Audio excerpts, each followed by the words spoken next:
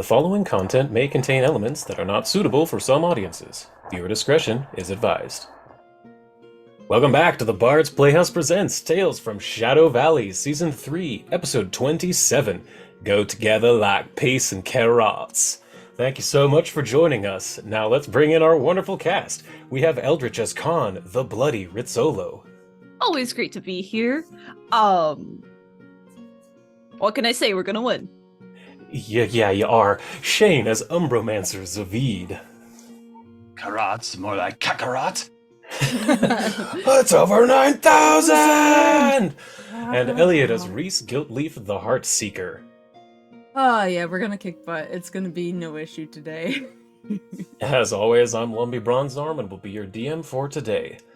Last time, Lux Et Umbra awoke upon the Windseeker. Over breakfast, it became clear that Saranulia had woken up under the heavy effects of Triaxis the Wanderer, making it difficult for her to work with the team. However, using a gift from Baba Yaga, Khan whipped up an alchemical concoction to snap Sarah out of it. Her skills will be imperative within the city of ghouls. The airship set down a few dunes away from where Bix had tracked the ghoul caravans, a lovely oasis in the middle of the Osiriani desert called Kilik Tura. Approaching with caution, Reese discovered a group of ghouls and Duergar slavers along with 10 slaves chained together with manacles, taking a drink break. Discretion, it was decided, was the order of the day, and the group watched as the slavers moved to the people beneath the surface of the oasis's pool of the water and not the obvious cave nearby. Khan used her rat form to swim to the bottom of the sinkhole, discovering a curve which opened up into a massive cavern below. Before moving on, a wild ruse was built. Reese would assume the role of the foppish Prince Daymoon Morningstar VII. No, not the 5th. Don't get excited. Anyanka, his court wizard, and Zeviid, his vizier and bodyguard. The beaming beacon of Saranulia's holy symbol of Sarenrae would pose a problem, but not an insurmountable one. In a flash, Khan constructed a mobile fish tank, and Anyanka magically morphed Sarah into a hammerhead shark. After all, Prince Daymoon VII doesn't go anywhere without his prized pet shark Reginald, nor his rat and confidant Cornelius, after all. Within the spiraling cavern, Reese noticed the air seemed off. Zeviid was able to see through the magical hallucinatory terrain with the help of his true seeing spell. A gnomish woman was laying injured near the bisected remains of a couple of slaves and ghoul slavers from the surface. She was near death, but brought back by Zeviid's necromantic healing. Introducing herself as Pebble Gloomenbloom, the gnome was quick to warn Lux Et Umbra about the vicious Grickatog, a parasite from the elemental plane of Earth, which caused all the carnage they saw. Using Kyle's shadow magic, the group was able to bypass the creature with ease. At the bottom of the cavern hung 3 huge undead leng spiders and a gargantuan purple worm thrashing about, caught within its webs. Thankfully, the spiders were asleep, and the worm made so much noise and vibrations in the ground, Lux Et Umbra was able to sneak past them. From the corner of his eye, Zeviid spotted a fellow fetchling caught in a cocoon. Healing and freeing her, Yemza was able to help the group sneak into the city. Within Nemrek Noctoria, the party split up. Anyanka, Saranulia, and Pebble headed to the slave markets to cause a distraction, while Khan, Reese, and Zeviid snuck into Castle Nemret via a service entrance.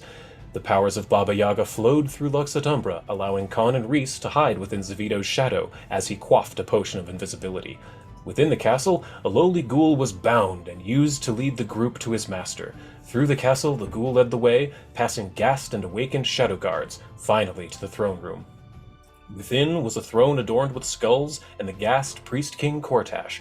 Next to the king stood the rended shadow of Zeviid's first friend Giza, a cruel insult added to the flaying of her body.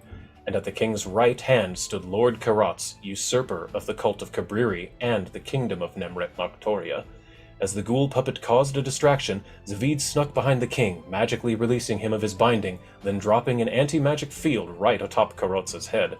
Revealing himself at last, Zeviid offered one last chance to the ghast who dismembered and corrupted his friend. Karohtz refused this mercy, an act of pure folly.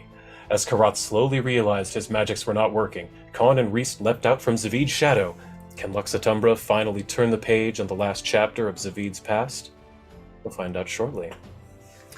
Where we come in today is once again within the infinite floating void. And the vast visage of Baba Yaga overtakes the horizon, her raven locks floating all around her. She looks down upon you and says, "Welcome back, players. My, how so much time has passed. Please come forward. Shane, Hello, Baba Yaga. welcome back. It seems that the choice has been made for you today. Well, I would be lying if I said I wasn't intrigued. But before I pick this card, I just have one question for you. Yes?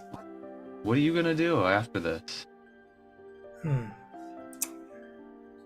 I think let's find the cards and then I'll answer that for you. I choose the King of Hell, Asmodeus. Very well. The last of the bunch. She reaches down her massive hand, grips the card the size of a basketball court, flips it over, and begins to read. Parchment, quill, pot of ink, turn loss to win within a blink. A deal is struck, a rising fame. The King of Hell now knows your name. When played, the PC makes a deal with Asmodeus. Turn a natural 1 into a natural 20, but Asmodeus will learn your name. That's fine, because he probably already knows our name, especially once we go visit him. Yeah. This card was supposed to be given out long before that reveal, so it was supposed to be a little more foreboding. What but if yes. what if I blow this on like a persuasion check to like impress him, and then I'm like, I make a deal Oh with you my now, God. and he's like, I'm right here, man. That would be funny. I'm literally whatever, It's literally me. fine. Sure. Dude, fine, okay, the card, whatever, it works. You win, Hey, congrats. remember my name? But yes, you now have a turn a nat 1 into a nat 20 card. But it does reveal Zeviid's true name to the King of Hell. You know, that's interesting. Mm-hmm. That's very interesting. Yes. So it's sort of what's worth that? He doesn't gain like control over your soul or anything necessarily, but he'll learn his true name. And the interesting thing is, I don't think Zeviid knows his own true name either. He doesn't. Oh man. Zeviid is the name given to him by his cult. It's not the name given to him by his parents. Ooh, that's a juicy plot point. Ooh. Yeah, and That's not a secret. That there. No, I know, but the fact that Mhm. now he knows it when he uses it is going to be great. Not Zeviid knowing it, but Asmodeus. Yeah, He Zeviid's could not do his it true and name. Then ask, I already know what I'm going to do. I'm not going to say anything anymore. All right, Cool. Very well. All of the cards have been flipped. And I must admit, I will miss all of you. This is not the first game that I have read fortunes for. Many different gaming platforms, many different systems across many different groups. Yet this one is the most fun, the one I'm most invested in. Now she's saying this, she's starting to slide all the cards together into a pile. And eventually she stacks them in the center of the table and she says, "These god cards feel impersonal. Therefore, I have spent the better part watching you for months. And I have made something a little more personal." And she takes the cards, and in a flash, she snaps her fingers and they disappear. She waves her hands, and a new deck of cards appears in her hands. Ooh. She shuffles, bridges them into the air, shoots them out onto the deck the table in front of you, and you can see your favorite NPCs from the poll I sent months ago on Discord. Oh my god. Oh, there's my wife. There's my husband. Oh, look at Yep, them. so we have a brand new deck of Baba Yaga cards for next time. And for anyone in the audience watching, several months ago when Shane was on paternity leave with his new bebe, I asked in Discord what everyone's top 5 favorite NPCs in the game are, and this is the list. But so everyone knows, Ma'at definitely won. She's the only one who was in everyone's top 5. Gunnar came in second. He was in 2 of them. But yeah, we have a brand new list of NPC cards that with brand new effects, brand new poems for each. In fact, Baba Yaga should be saying this. Yes, I have gone into your game and spoken with each of these characters. I have asked each of them to write their own poem for you. Oh man. So they should be rather personalized. Oh my Wow. god. I have bestowed powers upon each of them, so it'll be interesting to see what happens. I swear, if any of you take my lovers, you gotta get with my friends first. The next time, Eldritch, you'll be the first to pick. Yeah. Hell yeah. Good burp.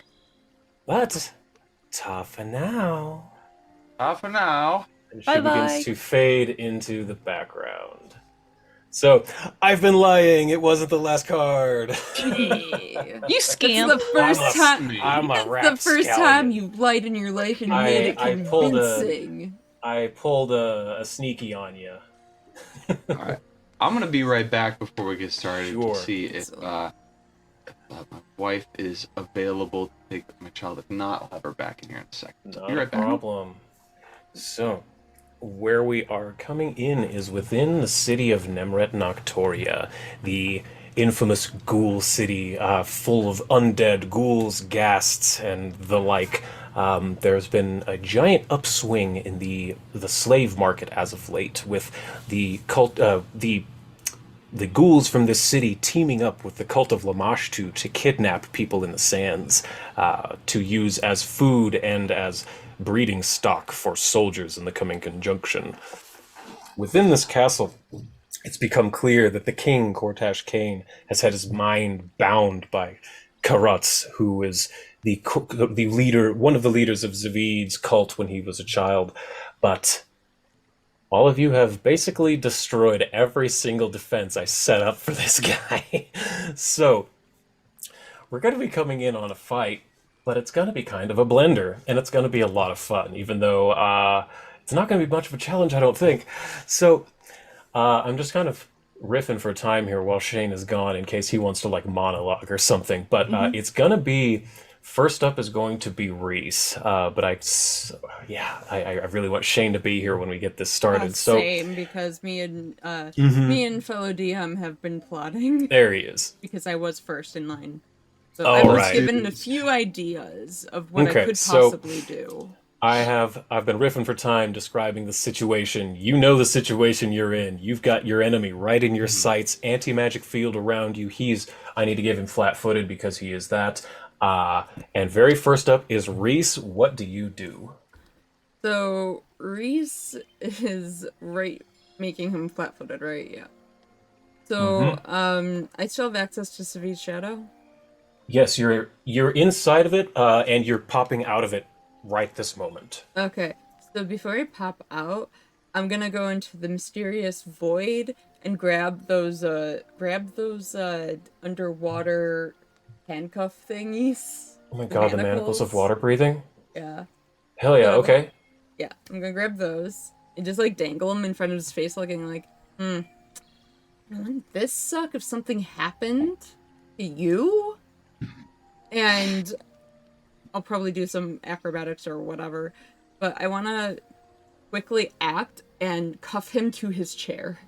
Oh my god, okay. Jesus. So you have... Yes, you're able to pull out the manacles because you have been inside Zeviid's brain before. You understand that he hides things in there all the time. So you have these manacles that you took from the slavers earlier. Within the anti-magic field, they don't have the water-breathing properties, but who cares? They still function as manacles. So yeah, one action to pull them out, one action to attempt to put them on him, which I think that's going to be an athletics check against something of his. Which one is that? That's going to be against his reflex save, I believe. Yes. Public or tower? Yeah, public. You're looking for a 33 athletics. I think I'm good. 37. So 37. you are able to grasp his, grab him on the wrist, because that's where Zeviid had him grabbed. So you were able to grab him much harder with you're a lot more athletic than Zeviid. I got muscles. Yeah, you got the big muscles, and then you slap the manacles on him, and then you are able to connect the other end of the manacles, you said, to the king's throne? Yes. He's Good stuck. God. Okay, he is stuck. He is restrained now, which is a much worse thing than flat-footed or grabbed. It actually outdoes grabbed, he can't move, he can't attack without trying to break free of his manacles with anything other than his bite. He can't cast spells, not only because of the anti-magic field, because he can't do somatic components. That's the end of your turn. Zeviid, it's up to you. What do you do now? He's now manacled to the king's throne. He can't get out of the anti-magic field. I would just also like to say that Eli was dropping hints like, hey, remember, there's the underwater manacles. Think of something to do. I'm like, oh, I'll think of something. Anyway. I was like, don't forget you have those. I use an action to sustain the spell. Yep. You reminded me it's a sustain spell. It is that. And since I can't cast any spells in this anti-magic field, I would like to... I do not have proficiency in thievery. So I guess I'd like to give an aid check to Khan to take the staff away from him. Great. If Khan would be willing to do that. Absolutely. That is great. So what do I gotta do for that? How are you aiding? And then you can pick the skill depending on how you roleplay, how you're helping. Intimidation. Okay, cool. I want to distract him by scaring him so Khan can just swipe this thing. Awesome. Then And, roll an intimidation public. You're looking for a 20 to succeed, a 30 to critical. Yeah, you critically succeed. Because of the situation he's in, how do you frighten him? Like, what do you say or do or to throw him off? I just have like my hands sort of now that I grabbed him at first. I guess I got one arm still grabbing onto him. After he sort of gets manacled, I'll let go and be like, I think you should hear us out. Maybe you should sit down. And see what he does to that. Well, it's not his turn for a hot second, so... And you have one extra I don't action. really care what I'm saying. I'm just trying to get his attention focused on me. Sure. Since it seems the failure of all of his abilities are hinging upon my field here. Yes. If that takes an action, I think I have one more action. It does. Or you do, yes. Can I... Oh, what can I do with an action that isn't magic? You have a dagger that Gunnar gave you, the Scorponok blade. You could just stab him. Do that. Sure. I'll say, why don't you sit down? And with that, There other you hand, go. I'll try and fucking I love get it. him. Great. So, Hold on a second. I gotta actually target the goonie. There we go. Okay. yeah, there he is. And then it's your There we plus go. 26 one, yeah. Noise. That is Hit. definitely a hit for a 39. Awesome. Or your 5d4 plus 5. Not bad. Either actually. drop that on him or just double click it since he's targeted. There you go. Nice. So you did find out he does have some physical resistance. The Scorponok blade is not the correct material. There is a specific material your weapon needs to be made of to get around his resistance. But some of that does go through. So you do manage to stab him. And I believe that's the end of your turn, right? Yeah, that's it. Bringing it to Khan. Ooh, let's go. So you have a Noticing plus that 2. noticing that Zeviid has, drawn attention, more so than already, Khan is gonna try to swipe the staff. Great. That's gonna be, let's call it thievery or acrobatics. Thievery. Yeah, thievery. Yeah, thievery. Okay. Publicly, you're looking. Let's see, what's his 33? Oh my god. Yeah, that's a critical success. Does that succeed? That's a critical success. 1 sec, I need to change this frightened to 2. Okay, I've done that. So I actually have this as an item. Ooh. Let's see here. So there's Khan's character sheet, inventory. I'm going to drop Karotz's staff into your inventory once your character sheet loads for me. And all you need to do is use one action to move outside the field and another action to, I guess, activate the staff or whatever if you want. Mm-hmm. There you go. It's now in your inventory. I'm just going to... Actually, I'm not going to tell you what this does, because the only thing you know that it does so far is that it you can command Giza with it. So there's one action. You easily swipe this staff from Karohtz. Tell her to Fortnite dance. Absolutely, Khan does a Fortnite dance. It's an action to Fortnite dance. I'll use my third action to stab. Sure, great. Stab the crap out of him. Use my action before me. Awesome. Yeah. You can put that on my gravestone. Oh my god. Oh. Nat 20 after the Fortnite dance. You know, I was worried. I was Fortnite like, you know, dance I again want as to a get. bonus action. I felt bad because I was like, I need Khan to take the staff. I'm like, I don't want to take away her chances to crit this guy. I'm like, maybe she'll have a chance to crit. Literally the first attack, nat 20. First attempt, nat 20. Fuck this guy up, Khan. Wow. Come on. Yeah, he's You got it. He's, You got it. oh my god. I Come gotta on. look at that little. I want to look at that little green circle turn red. Mm-hmm. That's a lot of damage. Ooh, Yeah, okay. yellow. Notice, Khan's weapon did all the damage. All of that went through. Khan, your Gladius is made out of silver. Silver is the correct answer. Reese, you have a silver dagger, and your bow is also silver. So your short sword is a bad choice in this fight. Reese, there's your information. Khan, you just did 75 damage to this guy in a single slice. That's the power of the Fortnite dance. So I believe that's the end of your turn, correct? Yes. That's the power console, baby. The power pot's all, baby. Okay, it is Priest King Kortash. I'm going to throw the grid on really fast, because this is important. The Gwitty. The Gwitty, yes. If you want me to keep that up, I can. I try to mostly fit it to the background, but if you'd like, I can keep it up. I think it's fine because the background is. I think this map was initially 5x5 squares, Yeah. and you Yeah. just I've made it made it 10x10.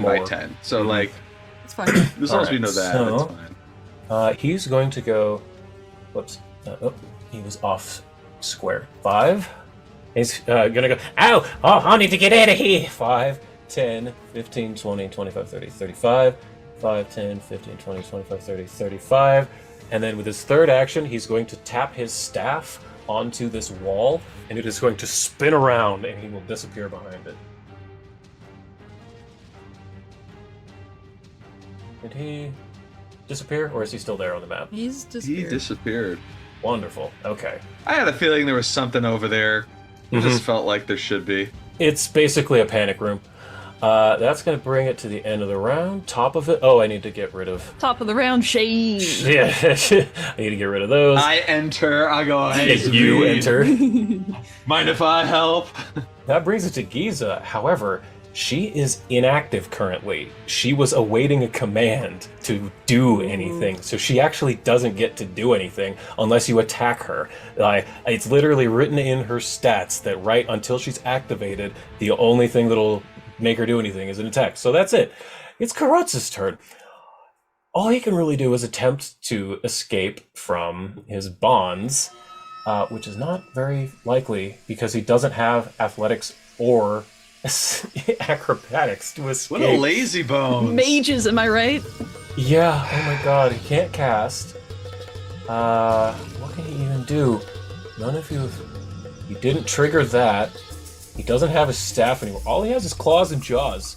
So he's really Jaws. claws and jaws. He's going to be swiping and biting. So he's first going to go for a jaws attack at the rat who just critted him. Ooh, that was really high. Probably. Yeah, 45 to hit. Ghoul fever. Ghoul fever. Ghoul fever. So not very much damage. Con, you take 21 damage, but you do indeed need to roll me 2 saves. One against Ghast Fever, which is a Ghast. DC 38 Fortitude save. Please roll that, please, publicly. 38. Oh no, that's 38. high. Ooh, that's a fail. That's a fail. Not a critical failure, though. So you do now have Ghast Fever, Con, but it is stage 1 is you are a carrier with no ill effects for a day. So let me just write that real fast. Ghast Fever, stage 1. All right, now I need you to roll another save for paralysis, which is another DC 38 Fortitude save. You got it. There we go. There you go. Success. You are not paralyzed. So he does bite you, but you do contract Ghast Fever, but you should be all right. Then a claw is coming at Reese, but he doesn't realize that you are an elf. Ah. He missed anyway. And then thirdly, he's going to attempt to claw out at Zeviid, and his staffless hand. With his staffless hand. Natural 19? Yeah, that'll hit. So you take a little bit of damage. I'll take 27, and I need you to roll the 38 fortitude save against paralysis, Zeviid. Because you're not an elf, correct? Yeah, you're a Kyle. I am not an elf. I don't know if that was obvious or not. Also, Yeah. I'm on my PDF and not, I was like, how do I roll from my PDF of information? Fortitude save. Here we go. It's the fortnight. Nice. Awesome. So you are, yeah, you're fine. You do not become paralyzed. That's the end of his turn. That's literally all he can do. Reese, your turn. Excellent. So I'm going Got some good rolls. Mm-hmm. Let's see. Well, first I'm definitely going to make my wog come out. So Start flurrying. I'm gonna flurry. Flurry blows that. I'm doing that. That's one action. Nice. And then I'm going to you said the short sword is the one that doesn't have silver on it? Yeah, that's right. You're going to want to either use your dagger or your bow. Oh, I'm gonna use my dagger. Sweet. So Then are you going to make him your favorite foe, or? oh, I forgot I could do that. Hunter's Yeah. prey. Yeah. Hunter's Prey, and then give yourself all those buffs. You've also got, no, I'm going to say Elemental Assault won't work in the anti-magic field. Favorite No. foe is not magic, though. That will work. Okay. Oops, I double clicked. That's fine. It shouldn't matter. Okay, cool. So, and then with that, I'm going to take a stab at him. Do it. Oh, God. You have hero points. I also can stab again. That's true. I'm gonna try to stab again. You... This guy sucks. Fuck him up. Yeah! That's better. 18. Natural 18 for a 45. Yes, that hits. Perfect. So we're gonna go and just... Yep, 18 damage. All of it goes. That should have done at least a D8. Actually, well, it should have done a D8 and a D6. I don't know why it didn't, because you have sneak attack. So roll a D8 and a D6. Alright. I don't know why your programming always gets D8. messed up. I'm sorry. And then D6. 2 and another. So another 7. All right. Yeah, because you have 3d4 plus 5 piercing silver for the greater striking silver. Yeah. That should have done. It should have done a D8 for your hunter's prey, and it should have done a D6 for your sneak attack. So that's just one action. Okay. And then oh wait, I think I know what I did. Come I on, did that triggers your reaction. Oh, I think I know. I clicked the wrong one. Also, sorry, I keep interrupting, Elliot. Con, you didn't take your debilitations on your attack, Oh, that's right. That's right. and I Oh. programmed those on your sheet. They're under rat tricks, I think. Yeah, incredible rat tricks. You've got your debilitations there. You can I click see, the I see. magnifier, and you can give him any 2 you want. Should be much easier. So- And then that'll trigger your reaction. I'm sorry. What do you want? So, what are you doing, Elliot? I realized what I did wrong. I was using the ranged weapon. I wasn't I was using the bow. The greater silver bow. And I wasn't using the dagger. No, it says dagger. Weird. Okay. Yeah, it says dagger right there. Okay, weird. Yeah, Okay. looks fine on my screen. It was just the damage that was wrong. Sweet, so you gave him bleed. And precision. Cool. And then I roll that at my lowest. Yes, you're lowest. And Khan also gets 1 attack if you want to take your reaction. Yes. Ooh, another nat 2, grody. But a nat 19 for Khan. That's good. And I think, Reese, you'll have 1 more action. Yep. Look at all that damage. Oh my god. Alright, another 39 from Khan. Holy shit. Just meat grinder. Yeah, again. Oh, it was almost a 16. Jesus. All right, so I am not hitting. Don't worry. you're not used to the dagger. You're used to the longer sword. It's Yeah. cold in here. It's fine. It happens to lots of elves. Zeviid, it's Shut your up. turn.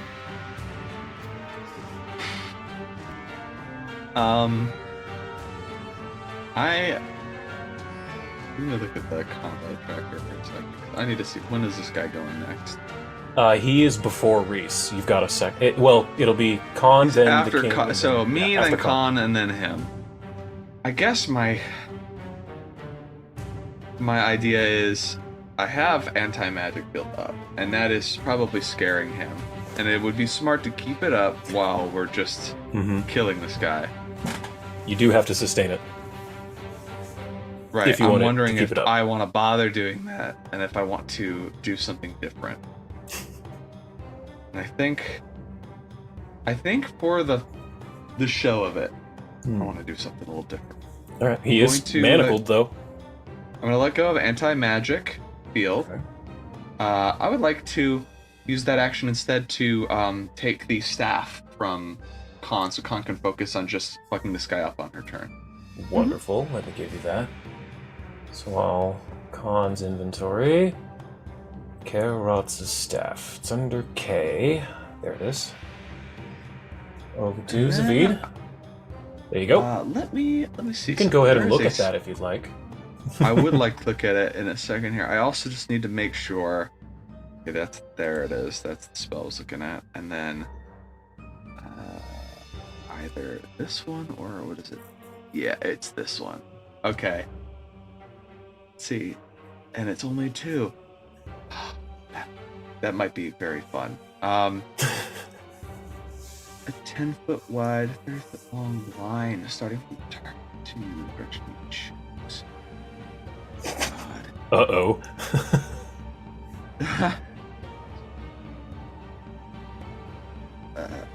I'm scared. I bet you are. Oh, it's not as... I'm in danger! Yeah. Oh my god, no, there's even more. Holy shit. Hmm? Oh, that's additional damage. Okay. Alright, yeah, okay, this is what I want to do. I have the staff. I don't want Gisa getting involved in this. I'm just gonna keep it. And I am going to use my 2 actions to cast a spell called Deity's Strike. 7th level spell.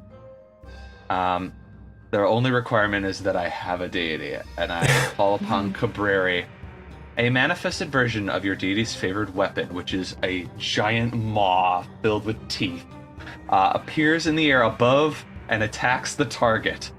Using your spell attack roll. On a hit, the weapon will deal 7d12 force damage, or double damage on a critical. So, I need to make a spell attack roll. It's a spell attack? Okay. Yes. Let me see. How do I even do that? Great question. Is that spell on your actual character sheet? If not, I can drop it on there to make it easy. Yeah, just drop it on there, I guess. Okay, what's it called again? Deity's Strike? Deity's Strike. Yeah, give me just 1 second. I found it. 7th level. There's your 7th level spells. Dropped it on there. And there you go. Deity Strike. So now you should be able to target him. Click the magnifier and see where it says Ref DC 36. Should be able to just click that or drop it on him, and that'll auto roll for him. Oh shit, this is scary.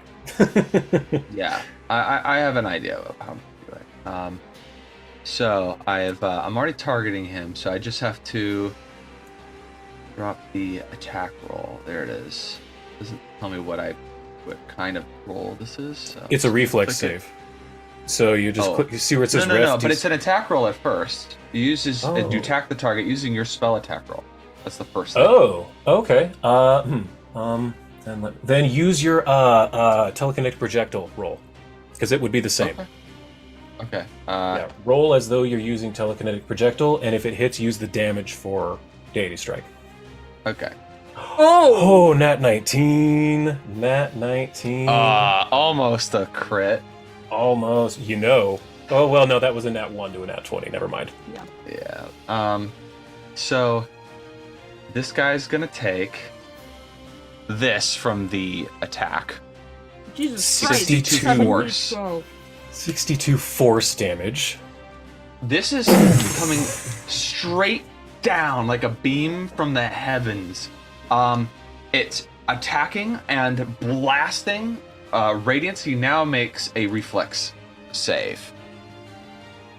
He Succeeded for half half. of this damage, which is going to be, I mean, it'd have to be evil damage. He is So- resistant to well, no, he took half damage. Yeah, so 11 evil damage. Yes. So, essentially, it can do like a line from the spot. I don't want to hit anyone else. I want it to go straight down. So it's hitting. It's mostly hitting the throne, and then It's a vertical just line. enough of it. Yeah, just enough of it is hitting him that it spares Khan and Reese. I'm totally okay with it being a vertical line. Yeah, so it's just straight down, just as I call down Zeviid's wrath. But before I do, the way I lead up to that, I say, in the name of Phantasma and Serenray, who abhor the undead, but most of all in the name of my lord, Cabriri, I will strike you down. And then Cabriri's fucking mouth basically just clamps down on this guy. And as it does, all of you hear a voice reverberating through the chamber. Not just Zeviid. For the first time, Khan and Reese, you hear it. Karohtz, you have been found wanting. You think blind devotion and sacrament is your only armor. This is my necromancer, my umbromancer. Karohtz, I sentence you to death. And Karohtz loses his connection to Cabriri and all of his spells. Oh. So, that brings Okay. us to Khan. I use an action to remove all of his spells. Yeah, two actions, Cool. 2 actions, hey. 2 actions, and Yeah. he can't cast spells anymore. Cool. Wow. I liked where you went with it, so I rolled with it. Thank you. I figured since you couldn't crit to get all that extra damage, I'd throw something else on it. This guy's fucked in the next round anyway. Khan, you're up. I stab him. I hate him. Kill Oh, him. yeah. Kill Fuck this him. guy.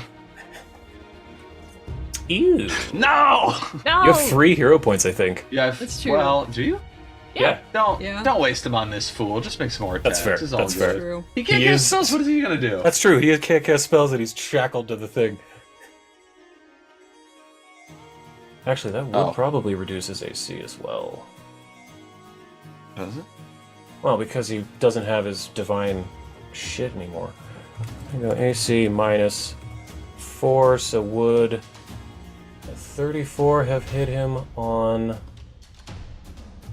No, that still would have missed. Okay. Alright. I try again. Alright. There's always a chance for a nat 20. Mhm. Not this It's time. okay. It's okay. Okay. You know what? Save those hero points. They're gonna be Yeah. important later, I Mhm. think. Yeah, don't burn You another. Again, Giza has not been given a command. Karohtz is... No! What is happening? As you can see the blue color fading from his skin and the power that was once in his eyes turning dull, and he's just swiping at random around him. The well has dried up, Karohtz. Yeah, he's just biting. Oh, that's a net 19. He crits Oh! Reese the Jaws attack. Hey, stop biting my friends! So Reese You've takes lost. some damage. I need you to Fucker. make 2 fortitude saves. Reese 3 DC 38. Attitude. Yep. He's not in a good way. Yes, you're good. And another one, 38. Yep. For paralysis. Oh Paralysis. no. Oh wait, no, Please, you're please. an elf. It doesn't matter. You're immune. Oh, I'm immune. so- Oh, okay. Yeah, you're an elf. You're immune. Uh-huh. And he's gonna be clawing at Zeviid. Nat 20. Stop it, you fucking dick! Ah, get off me! He's just like biting into me. And I need Or you to clawing make a into me. save for paralysis, DC 38. God. Fortitude. I might need a hero point for this if I don't roll high. Oh, Yeah, Yeah. Oh, no! No, you've already yours. The only one who still has one is, Elliot. You could use I your... haven't used any hero points today. No, not your hero point. I was thinking of the Bastet card. Yeah. Oh, That's- yeah. I realized Elliot's the only one that still has one. Well, Yeah, so- a critical fail would be bad. Mhm. So I'll give you a hero It's just, point it's before paralysis. you- It's not before the that. ghast fever. I would like to not be paralyzed. Mhm. Because Yeah, that's 4 rounds, I think. It's I don't 4 want to be rounds, paralyzed for 4 rounds. You If someone would like to give me a hero one point, extra hero I'll point for gladly you. Yeah. accept. All right, I'll take Reese's hero point. Thank you, Reese. Uh-huh. Better. Uh, That's a regular fail. That's better that than a still crit. sucks. I want to be there for his downfall. I don't want to Fair. be paralyzed for it. Here, have another one. Okay, all right. No more hero points from you guys. If it fails, it full. fails. You're full. All right, it fails. All right, so you're not fully out of it. Let's see, what is paralyzed? Do you want to fail? Should have had that up. Gonna attempt to. I guess you're just paralyzed for a round. Yeah. Yeah, I was But- hoping I'd be there to give one final hit and take him down, but I'll have to hope on you guys for that. We'll see. We'll see. Let's say he takes some bleed damage, and he succeeds at that. So Reese, it is up to you. All right. So Reese is just gonna be like, I am going to cut your teeth out and make a necklace of them. You dick. Yeah, whatever. And we're gonna go and drop. You could use your elemental thing now, your elemental Oh, shoot. assault, because the anti-magic field is no Yeah, longer I here. can. Which one is it? The elemental assault. Elemental assault. Yeah. It should just give you a buff. Okay. Perfect. Oh yeah. And you can pick whichever one of them you want. And Which damage are you taking? I think I am going to go with electricity. Nice. So click the little walking dude icon. There you go. Now you have 1d6 electricity damage to yourself. And can that be used just like with a weapon? Yo, yeah, all weapons. It All just weapons? automatically Okay. adds the damage to them. Okay, great. I'm gonna do yeesh. Hit? That is definitely a Oh, hit. yeah. Alright, and hey buddy. Partially Nice, resisted, okay. It shouldn't have. Oh no, the fire is partially resisted. No, that should have done way more. It's your longsword that you used, right? Oh yeah, you're not supposed to use the longer sword. You were supposed to use the dagger. Dagger? Right, sorry. Let me give him back 34 real quick. Give him back 34 and Okay, there we go. Now roll dagger damage. Yeah. Yeah.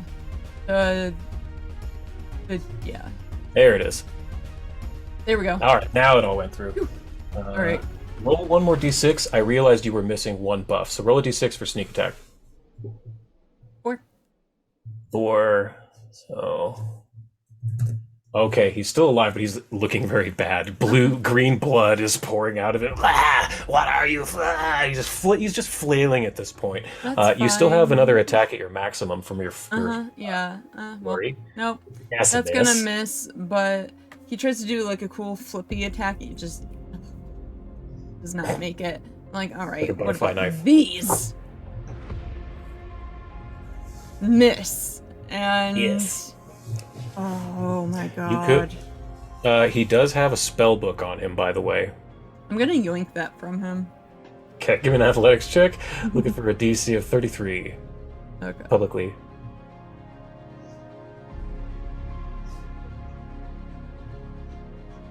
Ah. Not quite. Okay.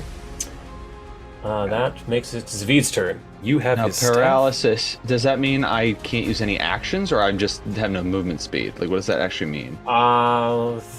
That's a great question. Let me look.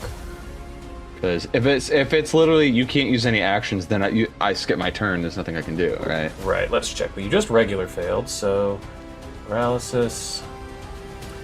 Must succeed at or become paralyzed. It can attempt a new save at the end of each of its turns, and the DC cumulatively decreases by 1 on each such save. Yeah, so think you're out, but now you get another save at a 35.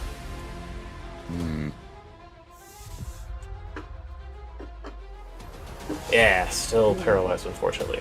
Con, that makes it your turn. And again, this guy does still have a spell book on him. Mm-hmm. But also not many hit points. Yeah. I'm just looking at my own spells. What could I throw at this dude? That's right, you have spells. What would help and or be funny? I would go If with you have funny. remove paralysis as a 3rd level spell, that would be really helpful. But That I would be doubt very you helpful. prepared that.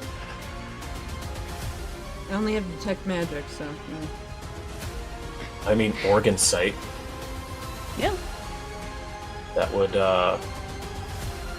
you deal 46 extra precision damage on your strikes if you recall knowledge with medicine. But it is 2 actions to cast, It's true, it is. so I'll just stab. I'll just stab. Yeah, just I'll- stab. On special. Reliable, yeah. trusted. It's a classic for a reason. That should do. Yeah, critical on him. There you Oh, go. yeah. There we go. Now that he lost his magic powers, he has less AC and he's restrained, and this is not going to look good for him. So let's see this damage. This will probably do it. Oh my god, Oh my yes. God, He's that's- done. You He's got dead. him. Oh, That's it. You dead. got. How do you do this, Con? Destroyed.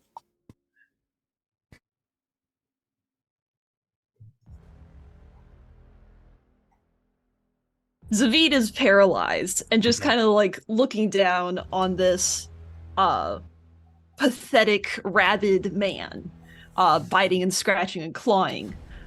Khan tries to grab the hair on the top of Karotz's head to kind of make him keep eye contact with Zeviid for a sec. And then she decapitates him. In his last moments, he's looking at you, Zeviid, and he says,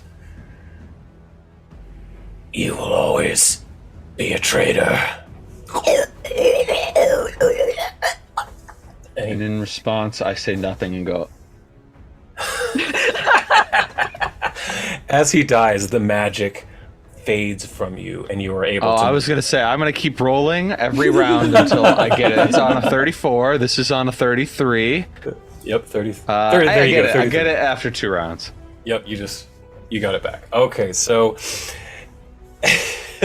you have defeated Karohtz, the bastard from your past, the bastard from the bastard. My bastard. He's also a pastor, kind He is a of. too. pastor, yeah. He's So a bastard.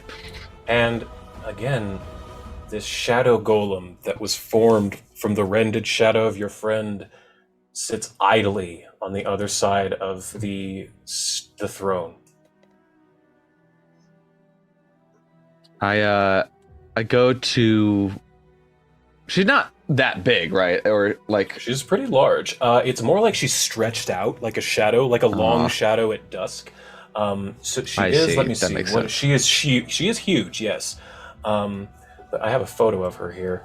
She uses a long great sword that is made out of shadows as well. Her long hair ripples just like a shadow does. And as you get close to her, you can see that she does have exactly the same eyes as your friend Giza. I'd like to know if there's a way I can release her essence, dismantle the golem, like in a way that doesn't involve destroying it entirely. Roll me an occultism check in the tower. Okay. Because that's, yeah, occultism makes sense. Okay. You think that you could do that. You're not sure what spell it would take, though, but you do feel it would be possible to release the essence from this creature. It would take some more research, though. Knowing that, I'd still try one thing, because I have it prepared. By the way, ghast fever, that's a disease or is that a curse? That's a great question. Look. I think it's a disease, right? I don't rightly know. No, that's an image. Where's his stats? Ghast fever is a disease. Okay, so I need to get a spell to cure that. I can't cure that right now. So I'm going to, on a hunch, don't necessarily know that this is going to work, but I'm going to make a command with the staff. I command the spirit of Giza, or the shadow of Giza, to be released from the golem, and then I'm going to cast Remove Curse at 5th level on the golem to try and give it an exit by suppressing the magic of this thing. Okay. Remove curse, huh? I'm gonna give her a... Since the way that it was described to me is that this is an abomination of magic, Yes. ripping someone's shadow away in that way. It's not even just that it's physiologically damaging, it's that it's like insulting. You know, it's like spitting on someone after killing them. For a Kyle. Mm-hmm. But roll a religion check publicly. Okay. Well, you're looking for a 36 to overcome her will.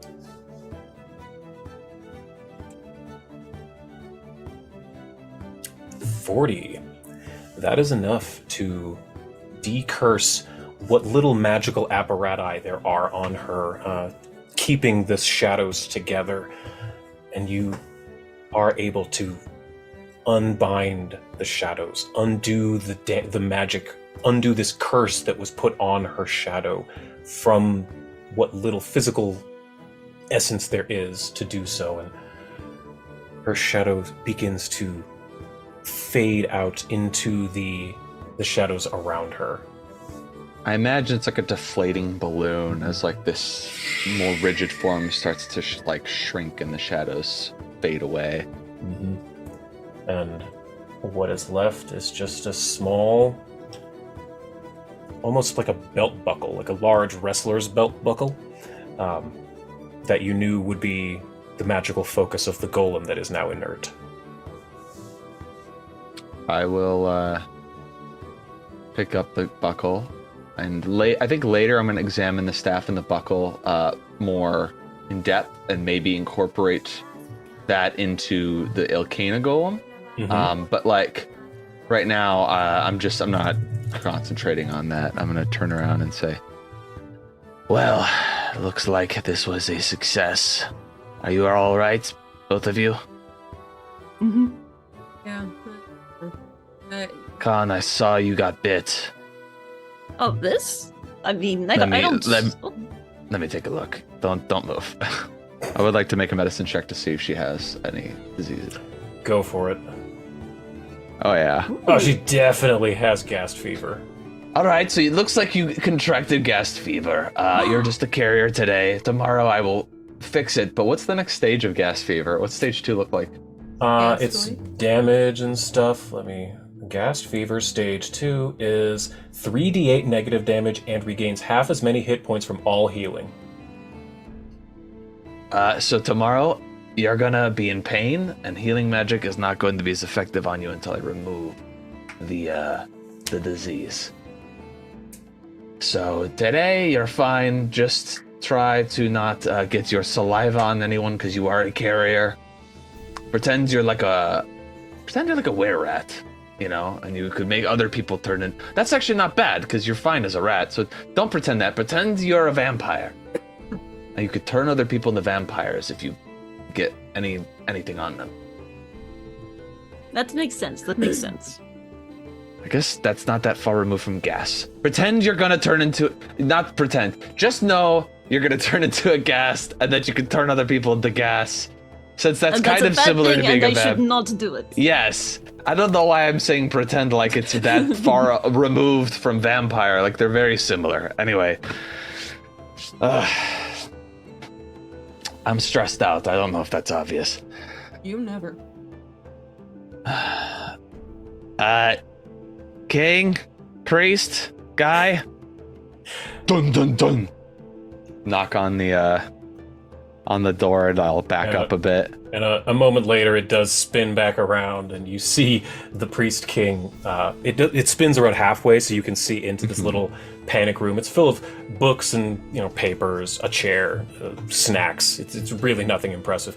And he's, Is he gone? What happened? Who are you people? I mean, clearly you didn't attack me, and you attacked Karohtz, but who are you? My name is Zeviid, and I am the Umbramancer for Cabreri. Karohtz claimed to be Cabreri's faithful, but I don't know if you heard his resonating voice just a few minutes ago, but he has been dropped by Cabreri and is no longer a representative of that god. I think everyone in the city heard that. You are now replaced back to your rightful spot as ruler of the city. No one need know about what happened with Karohtz. You can just make a decree that he was a traitor and tried to perform a coup or something. That's fine. That's basically what happened. But I have a few conditions for you. Of course. You three are terrifying. I wouldn't dare say no to you. What can I do for you? I'm not there. They're terrifying. These two that do the heavy lifting. I'm the pretty face. I was watching on my bowl in there. It was scary.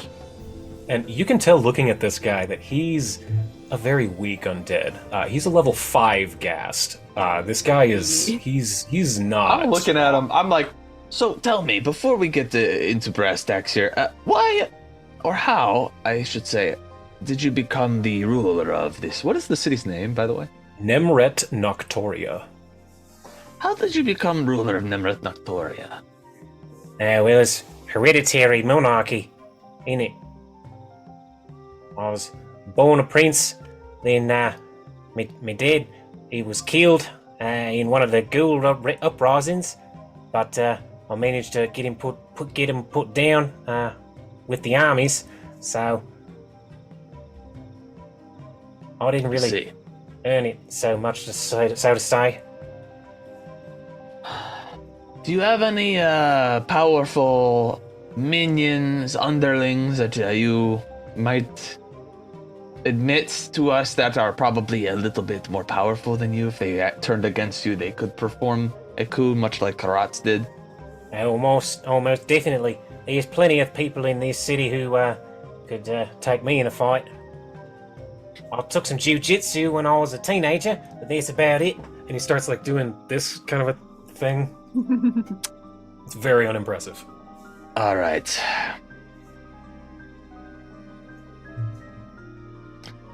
I hate to say it, but I don't believe you're going to last as a ruler. I'm not going to tell you to step down if being a monarch is so important to you. However, I will say this. You have a few options. If you try to hold on to your place as king of the city, it's only a matter of time before someone rises up again, and instead of mind controlling you, perhaps they just kill you outright and take your place. Another option, you abdicate your throne. You get to keep your title as former king and perhaps a official prince, and live a life of luxury in the palace. You can still be a prince, all that stuff. You have all the trappings of royalty, but you do not have the political power that you now have. You would be more of a figurehead while someone else takes control. And as long as you are good with that role, you'll never be in danger of losing that privilege. Or you can change this government to be something different than monarchy. And that would also still give you the trappings of royalty. Everything that's yours would still be yours, but a new government would be a bit tumultuous. You might have non-ghouls in control of Nemret Noctoria, which could change the way the city is run. It's a bit riskier, but it might be more egalitarian.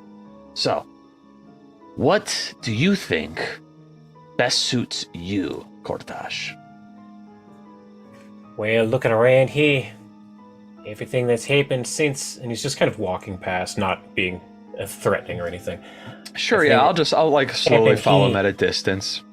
With Karohtz there, everything's gone to shite. I mean, looking around the castle, there's books all over the floor, there's broken bookshelves, And he's pointing to the south there, into the next room, and you can see there's shattered chairs, there's books ripped up all over the place. The place is in shambles. This is supposed to be a palace, like a really regal, polished palace, and you can tell at once this was a very amazing place, but it's super run down. And he's just saying that I think the main problem is you're going to find in that book there. and he points to the book that I think Khan picked up. Who picked up the book? No, the Karotz's book. Spell book? Yeah, he had a Reese spell book on tried him? to, but he probably would have picked it up when he croaked. Oh, you didn't pick it up? No one picked it up yet. Okay. No one picked it up yet, but I think Reese Got would. it. Oh, well, yeah. If you didn't, I'd run over and hand it to him. Like, you mean this book? Yeah, that's the one. You got it. And again, I'll share the Karohtz picture. There he is. So you already picked up the staff, Zeviid, and he also has that book that's on a chain around his shoulder, that's sitting at his hip. And that is his spell book. And let me drop it into your inventory.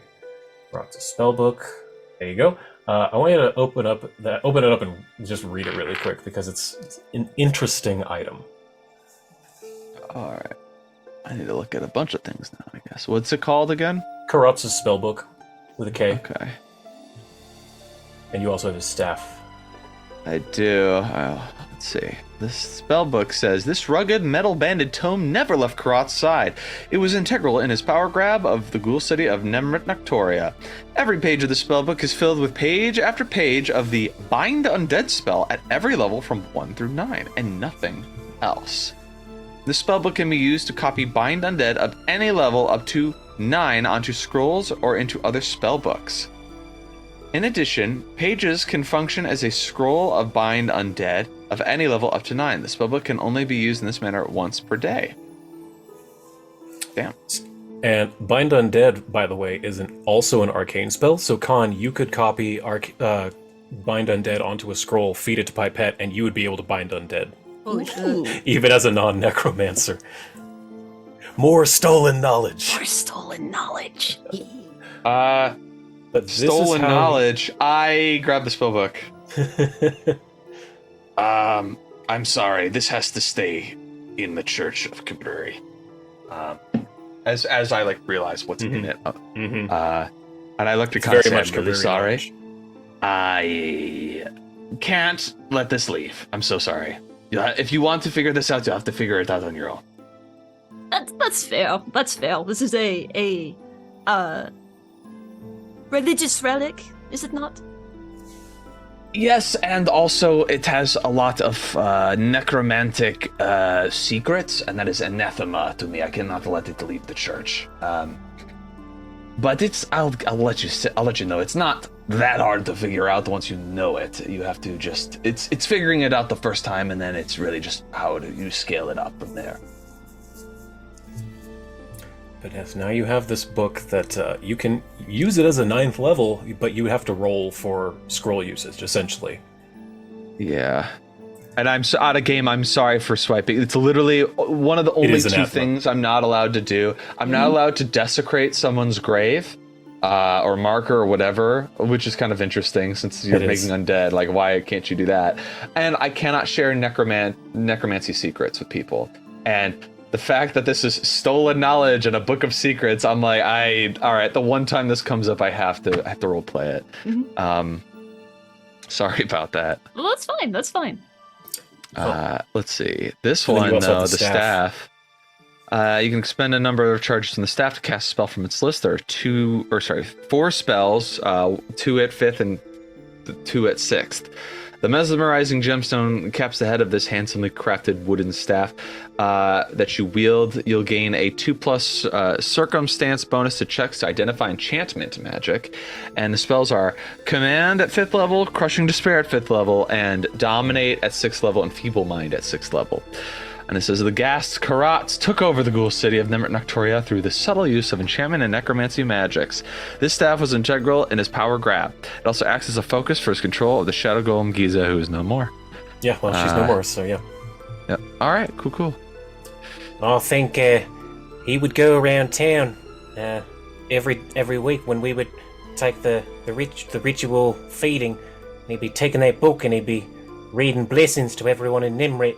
I think that book's what did it in for us. Yeah? Yes, it's not as complex as I thought it would be. It's very simple but effective when used in repetition. I will confiscate this and make sure that it does not trouble your citizens any longer. However, Yeah, I'll trust you. After what I've seen and heard. What is your answer then to the new government? Because no matter what you choose, we have a few more conditions that you are going to have to abide by if we're going to allow any of this to remain. I think you're right. I'm not strong enough to stay as the figurehead of this city. If someone like that can take over my mind and the mind of every guard under me, every peasant in my city, I don't deserve to rule. I should step down, abdicate my throne. But what would you suggest? You don't seem the ruling type. No, but I don't think I'm going to have much of a choice since the entire cult's leadership is gone, and I am the only representative of the god that they worshipped. Right. Though, technically, and I look over to Khan, by rule of our cult, you keep what you kill. So, since you killed Karohtz, technically you would be the cult leader. However, since you worship Lao Shu Po, that would be a heathen god and probably would not go over well. They would immediately betray you. So, let's address the people peacefully, and we're going to do a peaceful transfer of power. I will say there's also a sort of, not a champion, but a paladin of Saren Ray liberating slaves right now in your city. So, to not fall afoul of her, we're going to have to abolish slavery permanently. There's going to be some changes. I'm just going to need you to be okay with some of these changes, all right? Yeah, that's fine with me. I mean, the slavery it really ramped up after Karohtz took over. It never sat right with me. Speaking of, I'm going to take his body and throw it over Rot Trot and say, let's call an audience with the people, get up on a balcony somewhere and address the masses. That's great. I'm just going to open up a whole map now.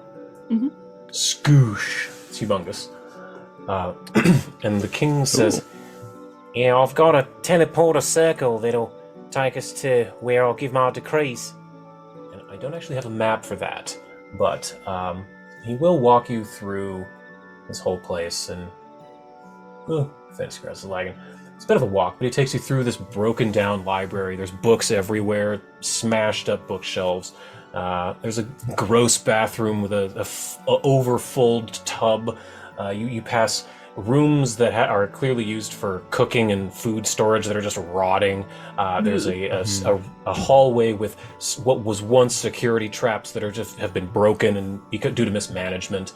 There's bloody butcher shops with just bits of meat hanging everywhere. There's a room here with couches that have been all torn up and shredded.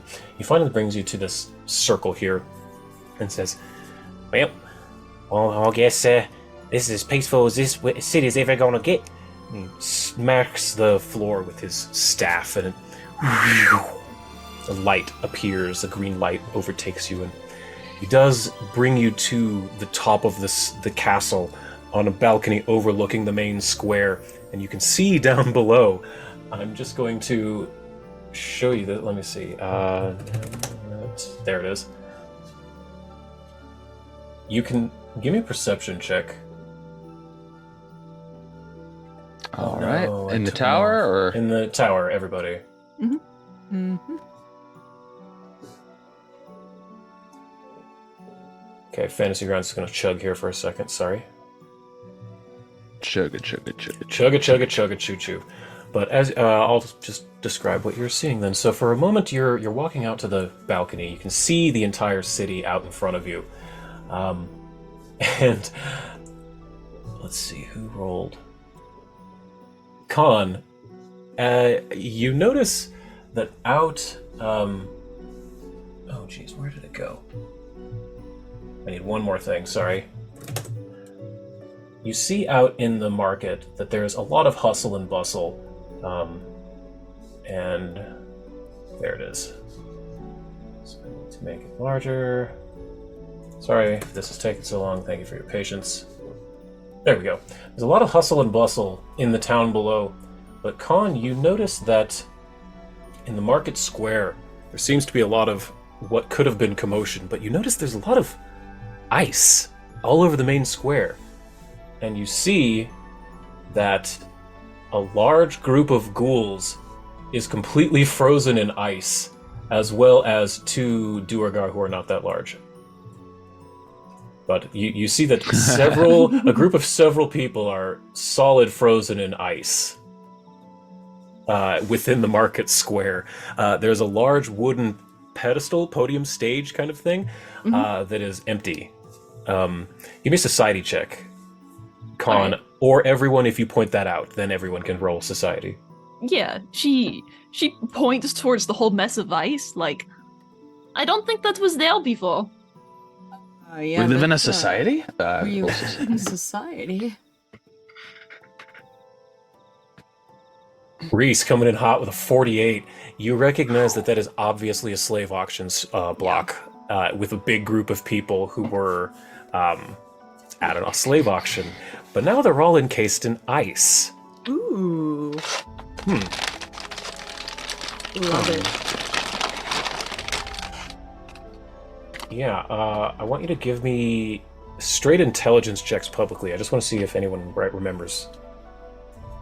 I mean, I did say that there's going to be a revolt. Oh, yeah, you did say that. That's right. So I guess you could... Let's see who remembers, though. This is more of a who remembers, not an if you remember.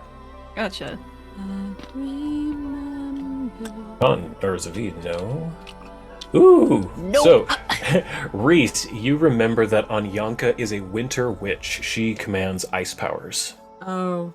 And Reese just starts laughing like Anyanka's doing. But yeah, you don't see any slaves up on the auction block, and you see a whole bunch of ghouls and Duergar slavers encased in ice. But that's what you see as you're overlooking the city, and the king smacks his staff on the ground once more, casting Bullhorn on himself, and he says, "Ghouls and guests of Nimrit Noctoria, as I'm sure many of you have felt, a great veil has been lifted from our city. The traitor Karohtz has been dealt with by these 3 people, and the faithful present his dead body in front of everybody. And a lot of... You can feel the energy rising within the city. More ghouls are coming out of their houses, crawling across the ground, looking up at all of you. And the king Karohtz says, "We have been taken for fools for far too long. People like this should not be able to take down the pride and the strength of the ghoul. Now, I shall be abdicating my throne because of my failure to protect this city and those within. We will make a new government with the collaboration of all undead within Nimrit, not just the guest caste with at the top. All undead will be represented here. This one, the Umbromancer of Cabriri, shall take over in an interim government to set us up for the future. For ghoul kind." And all of the ghouls within the city, all at once, start to raise and gnash their teeth. And I'll cast Bullhorn. Yep. And walk to the front, and I'll gesture for the other saviors, Khan and Reese, to come up with me. Of course. I'll talk to them, but anything you want me to say, just tell me, and I'll try to broadcast it. And I look to them all and say, "Greetings, ghouls, langouls, and all other undead of the city. But also greetings to the living that live amongst the dead here. Those of you who are here by choice, and those of you who are not. Today is your lucky day. A transfer of leadership means that things cannot stand the way that they have. I understand, as the Umbramancer of Cabriri, god of the ghouls, I understand the need to feed. I understand the desire for meats, especially those of sentient, sapient beings. But I also understand that only through cooperation can this city succeed and not fall into disrepair as it has. If you want to be able to cooperate with the outside world, if you want to survive the coming cataclysm, the conjunction that will see the return of the Hungry One, you will have to put your own hunger aside. You'll have to put your own wants and desires aside. To this end, slavery of other humanoids will have to be put to rest. For the future, certain things need to die. The old ways do not work anymore in this new world. If you want to survive, you have to adapt. And if you want to adapt, you have to learn. You have to grow. You have to get better at being ghouls. You cannot just be crass individuals that eat whatever's in front of you. You want to know how to find the meat of sentient beings without resorting to slavery to get it? You have to fight for it. There are plenty of cultists and enemies of Cabriri that need to be slayed. War is your answer. War for peace. The nations of the world are uniting against a common enemy, a common cabal of enemies. Nyarlathotep, the false god of the ghouls.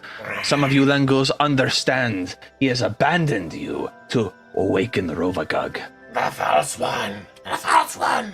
You understand that the faceless pharaoh is faceless because he is a coward. He will not show his face to you. Coward. He wants to destroy this world and start anew. Cabriri will not abandon you like this. Cabriri has been your god from the beginning and is a forgiving god. At least as long as you seek forgiveness. Not like this one, and I throw Karohtz into the crowd. They scurry on him like piranhas. You see clothes and As flesh bits they're doing that, I fly. turn to Khan and Reese. I'm like, am I doing good, guys? You're doing so good. All right.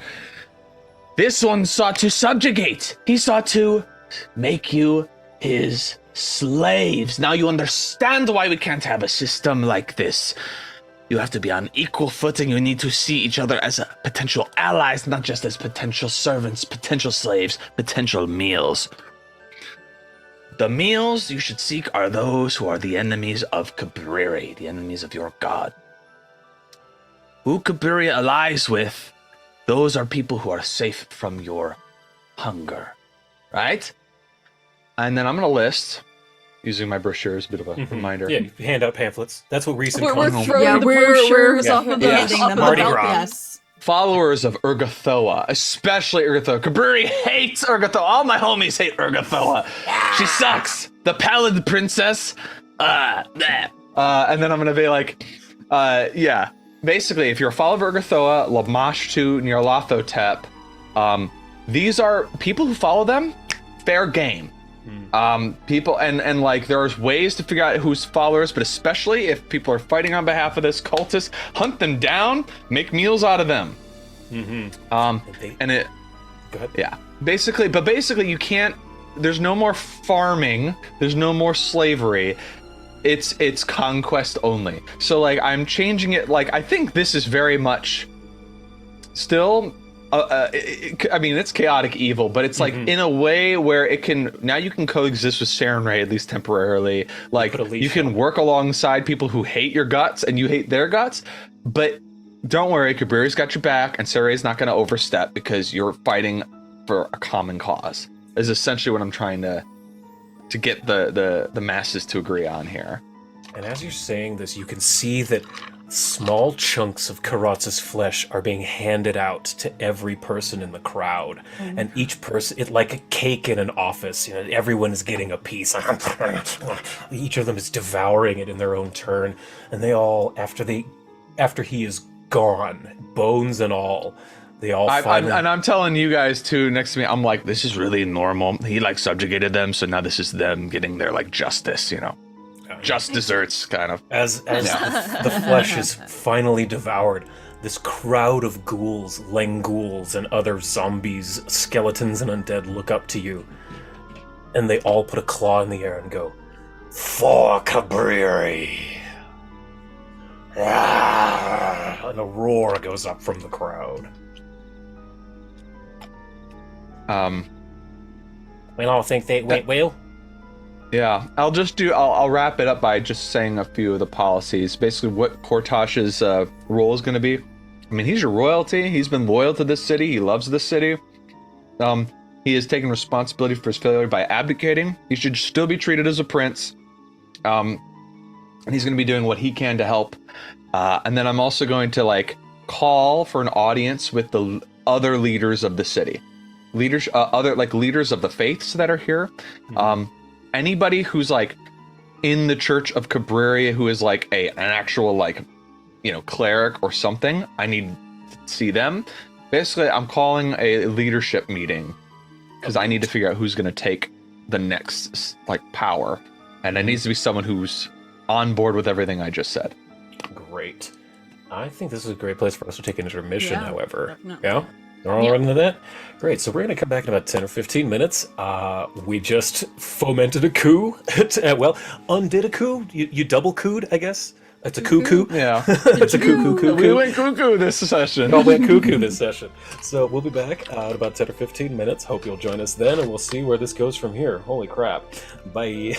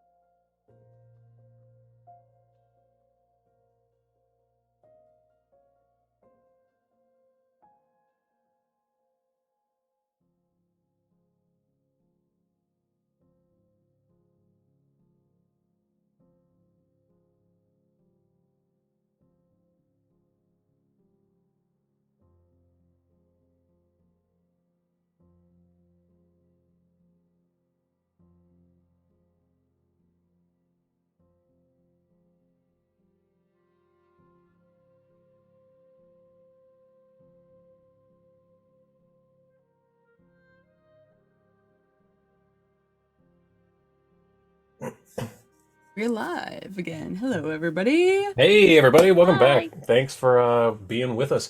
When last we left off, Lux Et Umbra had infiltrated the ghoul city of Nemret Noctoria, snuck in an incredibly clever fashion, took out the head of the snake Karohtz, killed him in a very brutal manner, freed Zeviid's old friend Giza, freed the king, convinced him that he needs to step down and change the government if this city is to survive.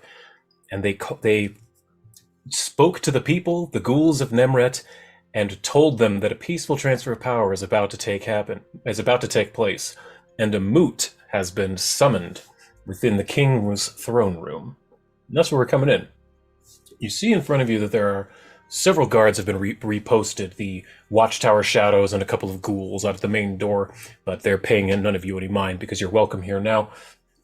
But the king is sitting upon his throne. Do I get to see the ghoul that I bound earlier? Yeah, it's in here somewhere. Walking around, I can find it. I release him.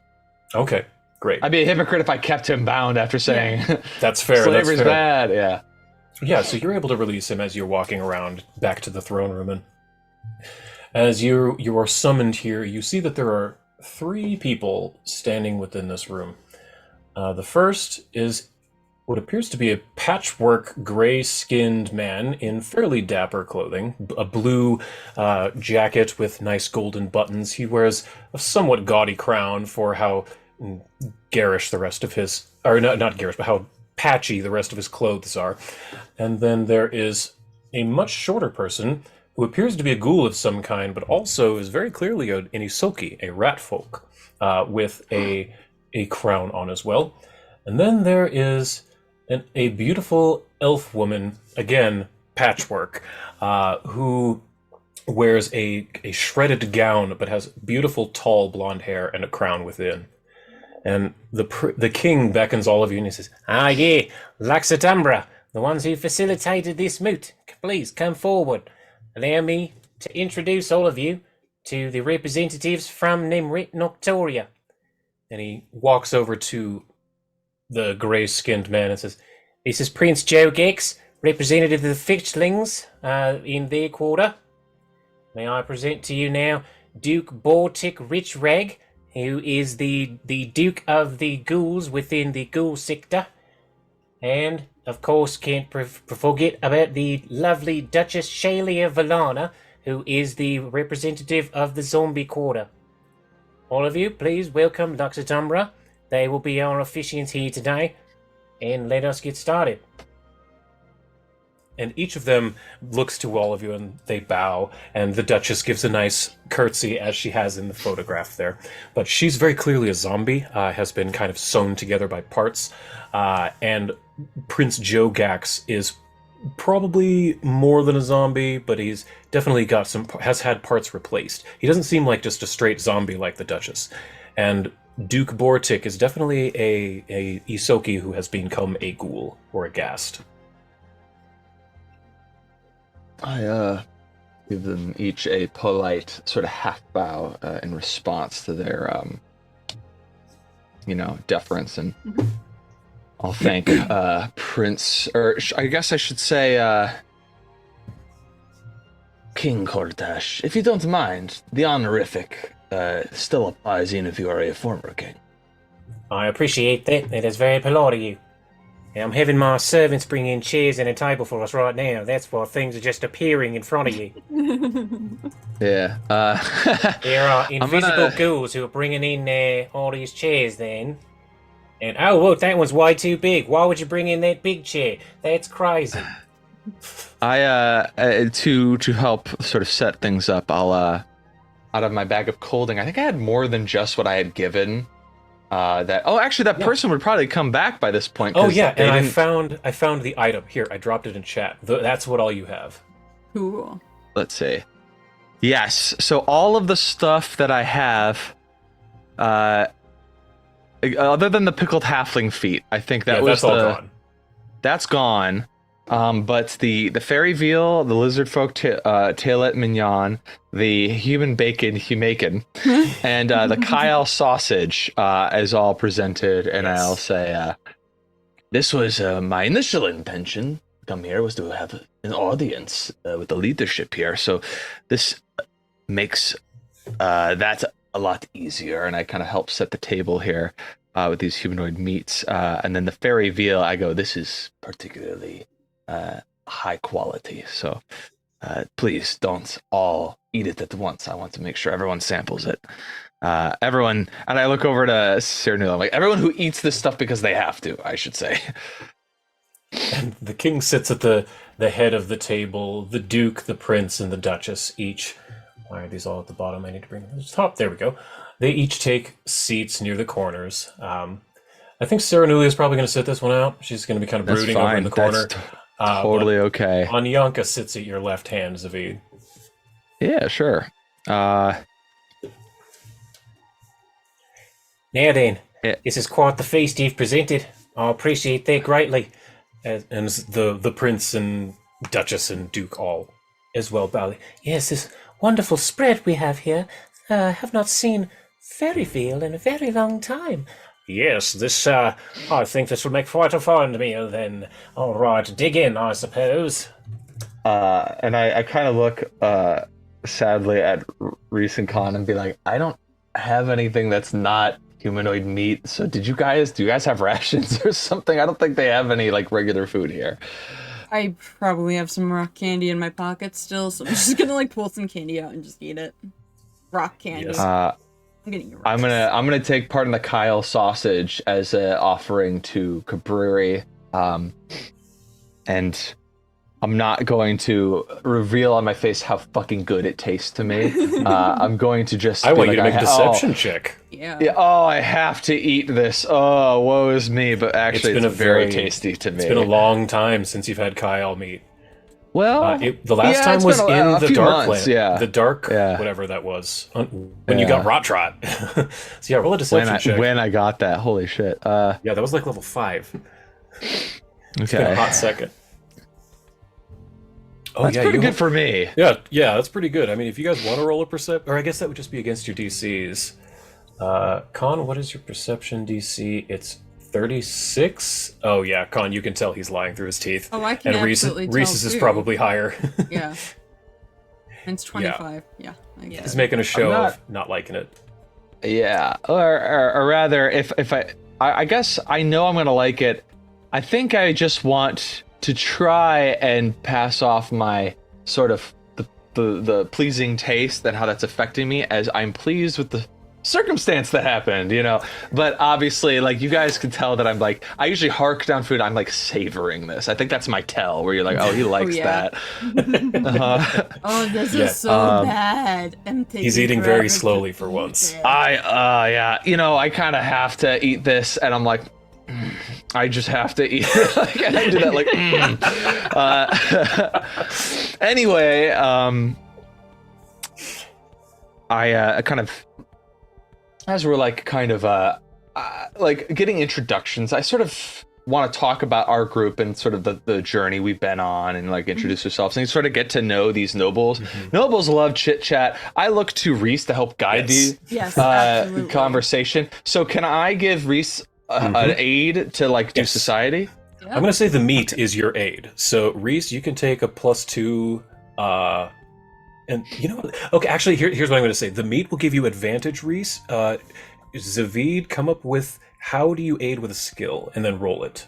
And that'll I'm give gonna a do bonus of society 1 as or well 2. because I know about Cool. Ghoul Society. Okay. Or maybe I guess Oh, a death undead. on Lord. Yeah, use your lore on death. That would Okay. be perfect. 20 or 30. Oh, that was so close to a nat 20. Yeah, it's still a critical. it got so caught on the make a invisible plus wall. 2 and advantage there, Reese, with your society. Do I do tower? I did tower. Nope. Oh, that's fine. That one was a 43. It was a nat 12. Okay. And that was a nat 14 for a, I guess that'd be a 45? Good lord, yeah.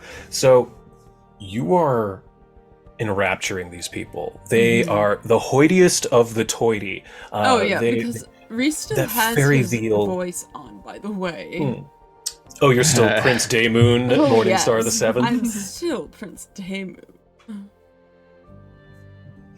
Well, this city has long since been due for a change at the government, I think.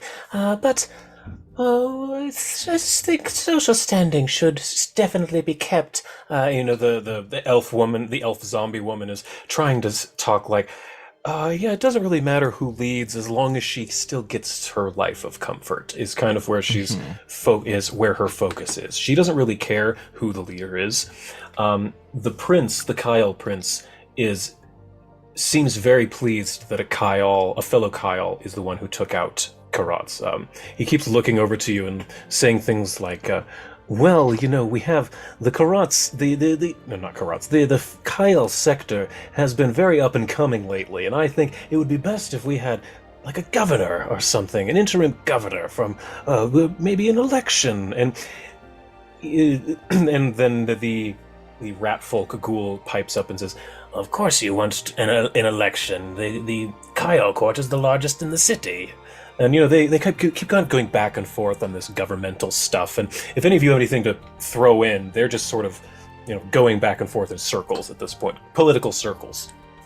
I'm kind of listening at the moment. Also, I should have healed myself. I'm going to use a harm and its blessing and just put myself to full, if that's cool. It's been in a couple of hours at least, so I'm just going to heal you guys to full.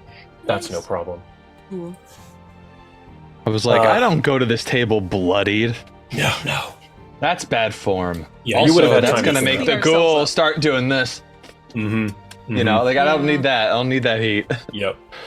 So basically, they're kind of what you're sort of getting is the Kyle guy wants to put a Kyle in power. He doesn't really care who it is as long as it's Kyle.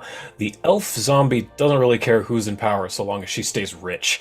And the ratfolk ghoul seems more concerned with equality and equal representation amongst the minorities, because he's from a minority sector in the town. Those are kind of the three big, with your society roles and all that, those are kind of the three big things you're getting from them. Can you list them one more time? Mm-hmm. Minority equality and what else? Minority representation, and then the Kyle guy, he kind of just wants to put a Kyle in power. He just wants to install his own his team. And the elf woman really doesn't give a shit so long as she gets to live her life of comfort and privilege. She couldn't care less she doesn't care about politics. She cares about being able to afford more dresses and have nice food. And also just likes being included on these fancy dinners, I'm sure. Yes. She likes feeling important, but she doesn't want to actually be important, Yeah, no, I get it. So as I'm like sort of seeing all this, and I'm looking to Reese to help me like clue in on stuff, and He's helping. Yeah. So I'm starting to kind of figure things out and say, well, let's get down to the business at hand. I think one thing can be agreed upon, that the sort of upper crust here is to remain upper. I am not much of a sort of elitist or anything like that, but I understand the importance of these sort of class systems. None of that will change, and I can't give what's her name, Shalia a look. Like, none of that is going to change. Isn't that right, Kortash? Yes, I don't think the dismantling of the social order, the social hierarchy would be good. There being nothing but chaos. And she seems very pleased with that as she stirs tea. Yeah.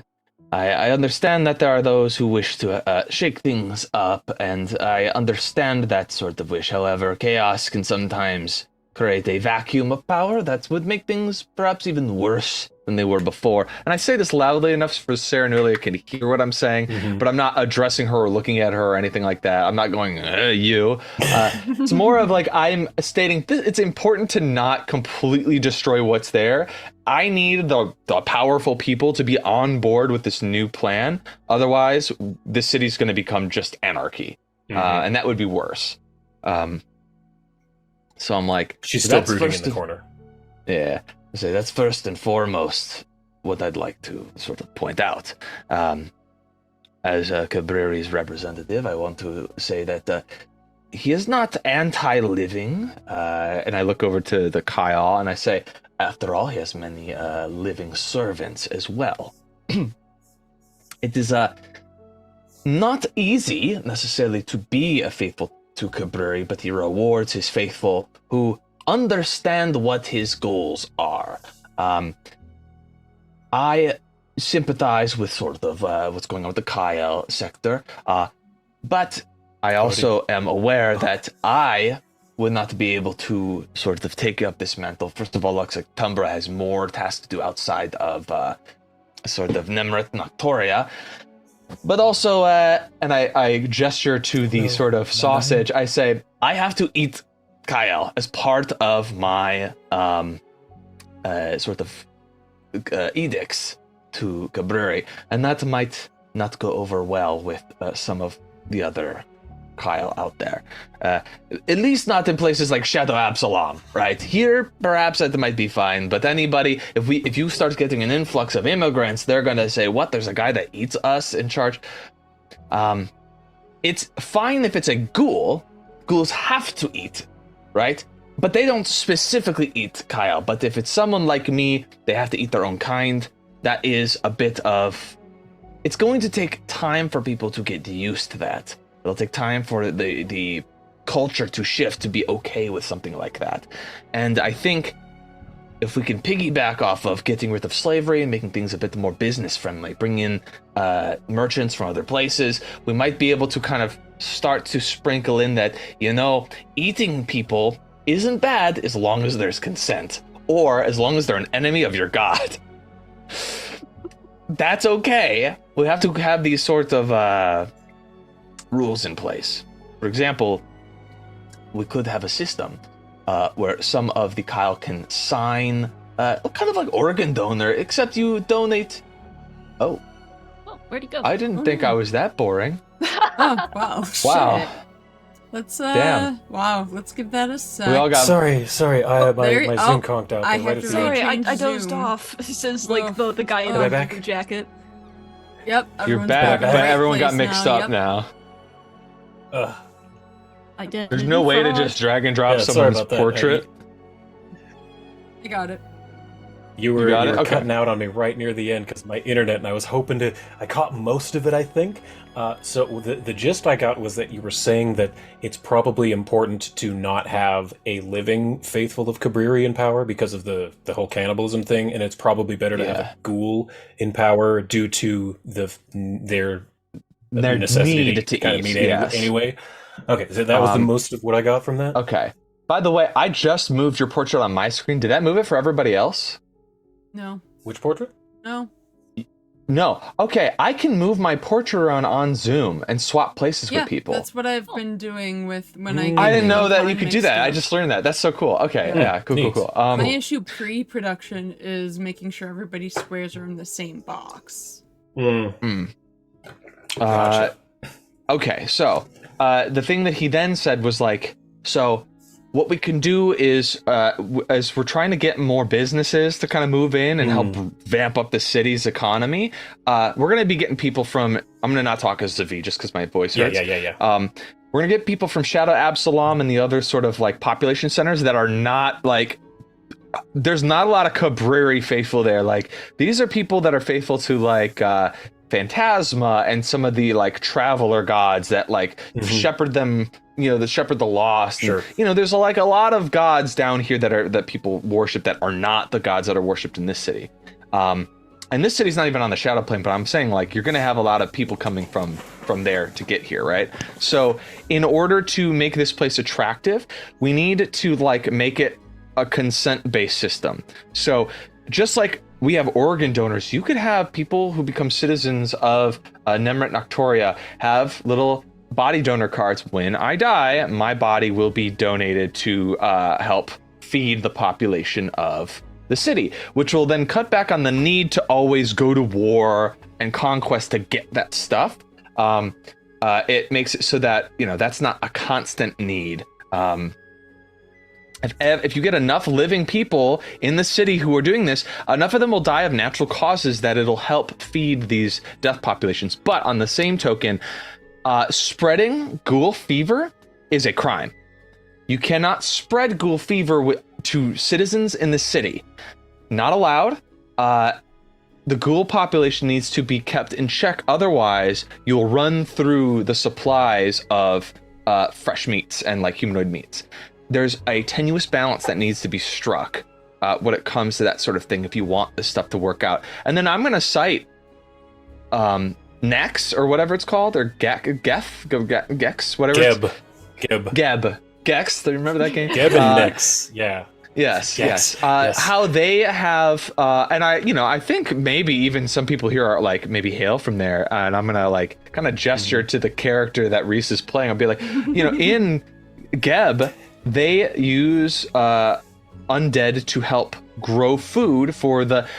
There is no reason you can't be doing stuff like that here, and it goes in reverse, right? Like the living can then be used to help the dead, and vice versa. So. There needs to be we need to figure out a system that's going to work where slavery doesn't happen.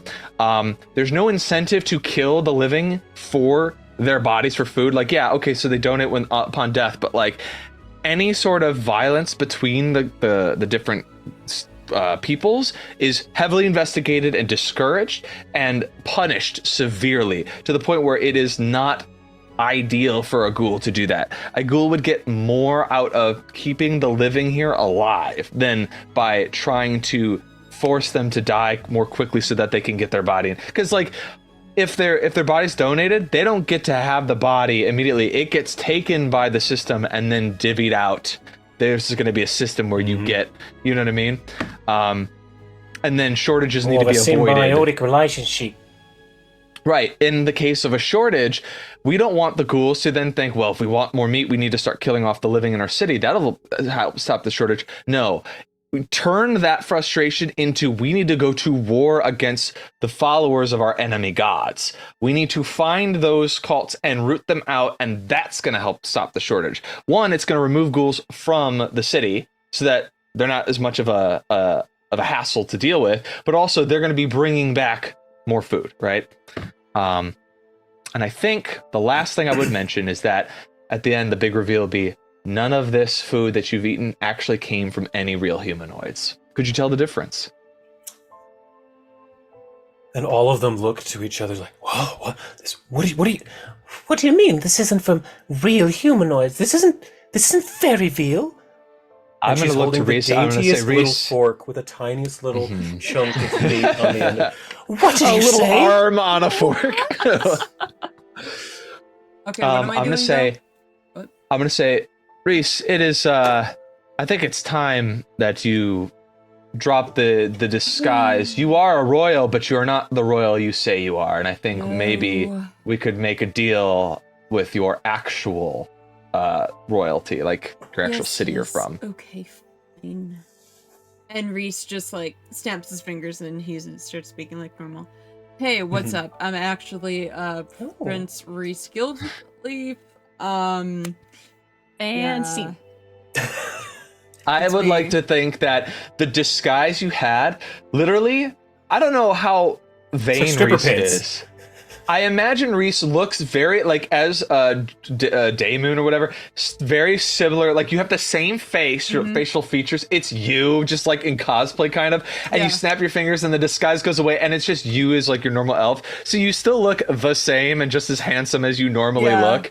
But just like, I'm actually... an even better prince than I was before. I'm actually not actually an respected. asshole. People love me. I've been lost for years. I'm sorry. Um, The rich deal, And you then- say? yeah. Where do you hail from? Well, Assyrian, first off. But my city was the city of goblins. Shimonsek. Imonsak, Yo. the one and only. You're, the Goblin King then, eh? That's my dad. Oh, he's so handsome. I bet I you think- think so. and all this food came from that city. There are those who work within the city who can create this sort of food artificially. Meaning, this will also help you if you were to strike some sort of economic deal that benefited them. They could create this for you, and it could sort of help reduce the need to go to war as often. You can actually have times of peace if you can actually build up an abundance of this. Then I reveal my box of colding, and if you store it properly, it can last you a long time. Wow. Artificial meat. Now that's what I call it. And refrigeration, don't forget. Refrigeration? Keeping it safe for, a long time. And the Duchess touches the box of colding, because it's chilly to the touch. I don't feel it. I'm a zombie. But I basically sort of like kind of give them this alternative. It's sustainable. It can work. And it reduces a lot of the conflict. And if you introduce this, you, the ruling class, the people will love you. You'll be basically heroes. And if we're talking about someone who can take sort of the leadership role in this, I think it's going to have to be either Prince Jogax. If you were to do this, this would keep sort of the monarchy in place. This could work. However, you're going to have a lot of input from the ghouls. You can't cut anyone out here, especially since they are sort of the bedrock of the city. And Perhaps a parliament or a prime minister. I think that might be the way. I've seen it in. Have I actually seen it before? Wait, have I seen this before? Unsure. It's a new what idea. No. What about the Abadir's city, or whatever?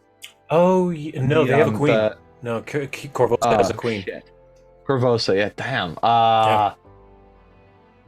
Wait, I have seen it, but just on I a don't know smaller if any scale. place. I have seen it. It's the council. We Oh, just yeah, the Council of fill it Kaburi. up. That's right. I say, the way that the children of Kaburi, I don't say cult, was run, was that we had the council before it was undone by Karohtz. It was actually a very stable system. You could make it an election where different you divide up the sort of wards. They each select a representative, and that representative goes onto a council. And then of the people on the council, one is elected from them to be the prime counselor. And the prime counselor is the one that sort of is the de facto leader, but votes happen. An argument on the floor, and that way it's a bit more fair leadership. If new quarters get introduced, there should be a census taken every 10 years to then add new counselors to the system so that there's fair representation, because the last thing you want is an uprising. And you can then All sort of of them assign... agree with that. Yes. And then as certain, let's say, okay, if we make it the rule that ghouls cannot sort of spread their sort of ghoul fever amongst the people, ghouls can still be created outside of the city and come to the city. Their population can still grow. As populations grow, proportionately, you might have to add more counselors to represent more people, or divide certain wards up if there's too many people in them. I'm basically, with the help of everyone here, creating a Inventing constitution for the city. Yeah. This I can don't be wanna the actually constitutional Yeah. I don't want to get more lost in the weeds. I'm having too much fun thinking up a fake government of the city that I think I'm taking up a lot of time here. So I'm going to stop and just kind of give you that's the sort of. Yeah. And basically Reese is helping the most with the society checks, I think.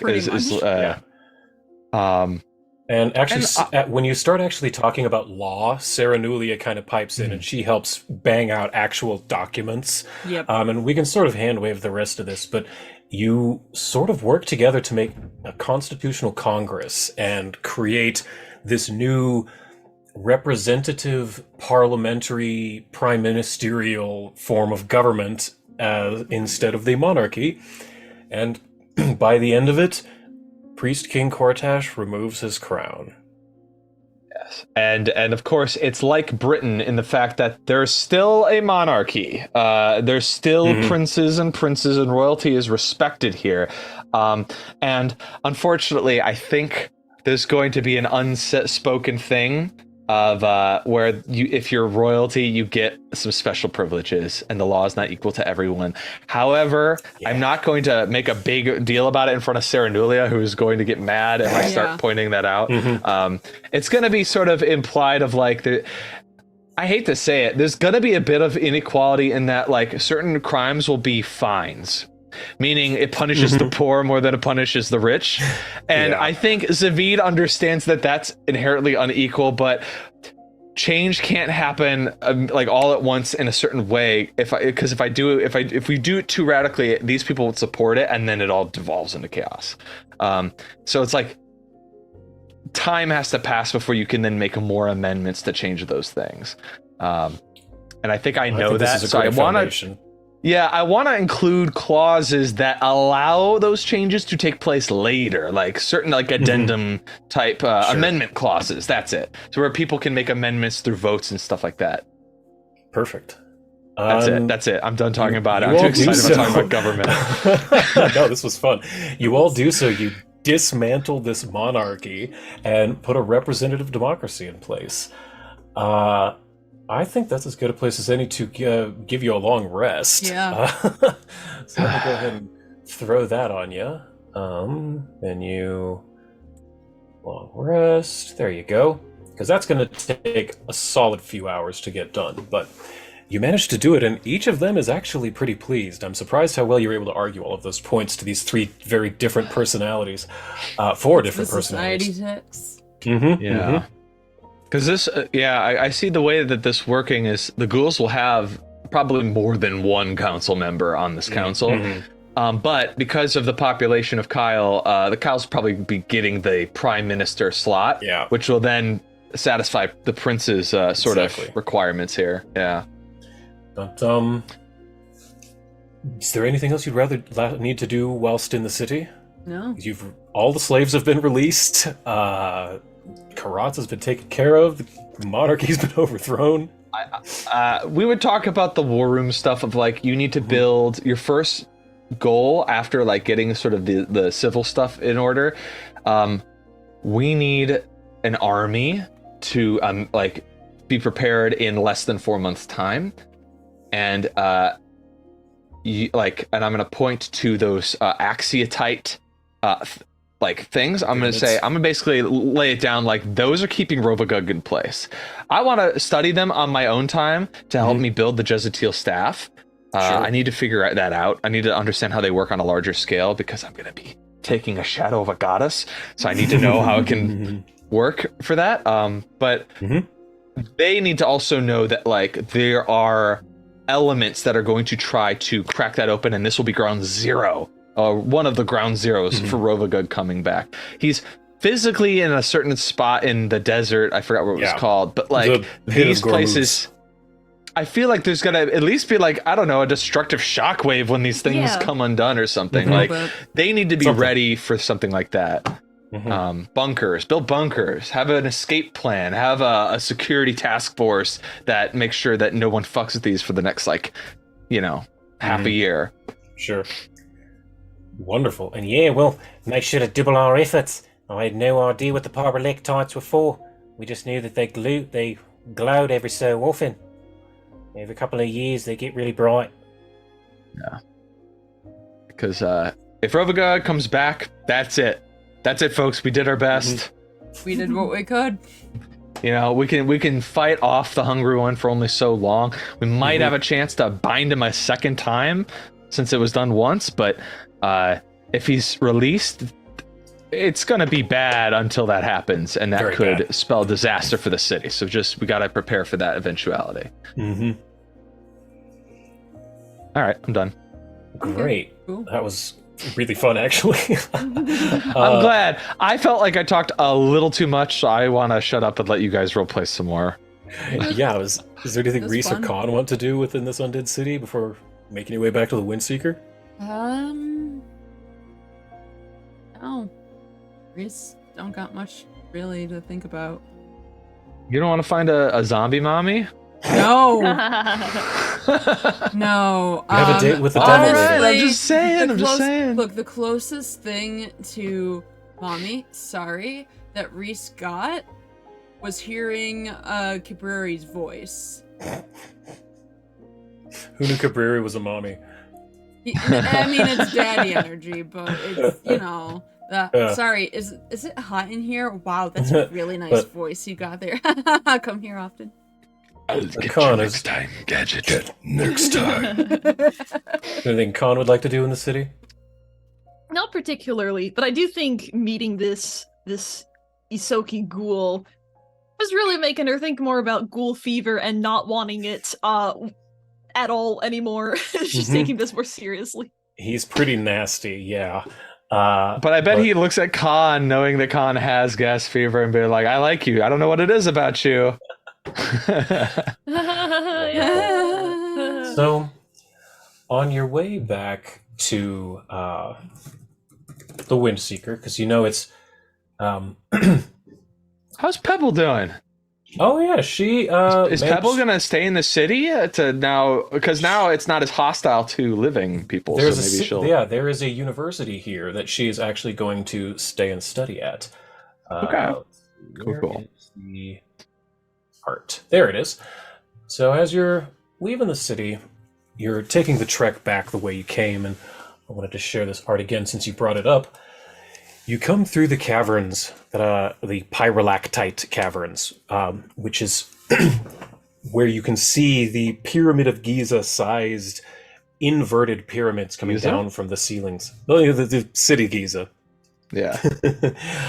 Yeah, the actual pyramid-sized inverted pyramids of this pure crystallized law, axiatite. And again, just like last time, when you come near them, the pyramid within your bag starts to vibrate and glow blue.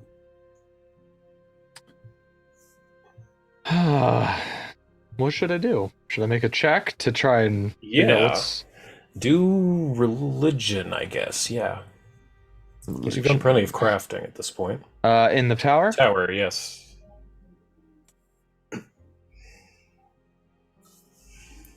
You can tell that this is definitely... this substance is from a different plane of existence. You can be pretty sure it's the plane of law, because you know that it's crystallized law. And that it can be used to imprison things. So knowing that it is to imprison chaotic things, because law is the anathema to chaos. So this type of mineral is used to hold within it something of chaotic nature. Doesn't even have to be evil, just chaotic nature. Because there's nothing good or evil about this substance, it's pure law. It makes me wonder if they had to split Rovagug up into like fragments into each of these because he's such an entity. And by releasing one, would it start a chain reaction, or would it release a smaller aspect of Rovagug? It's easier to deal with, but no less immortal, because essentially if you were to destroy that, it's sort of like a lich having a phylactery. He's got like multiple Horcruxes everywhere, kind of. It's sort of like, it's more, you think it's more the second one, that if you were to destroy one of those, maybe a claw would be released, or a, something like that, a tentacle, that kind of thing. Parts would be released at a time. You think it's more like individual chains or spikes pinning him to the ground.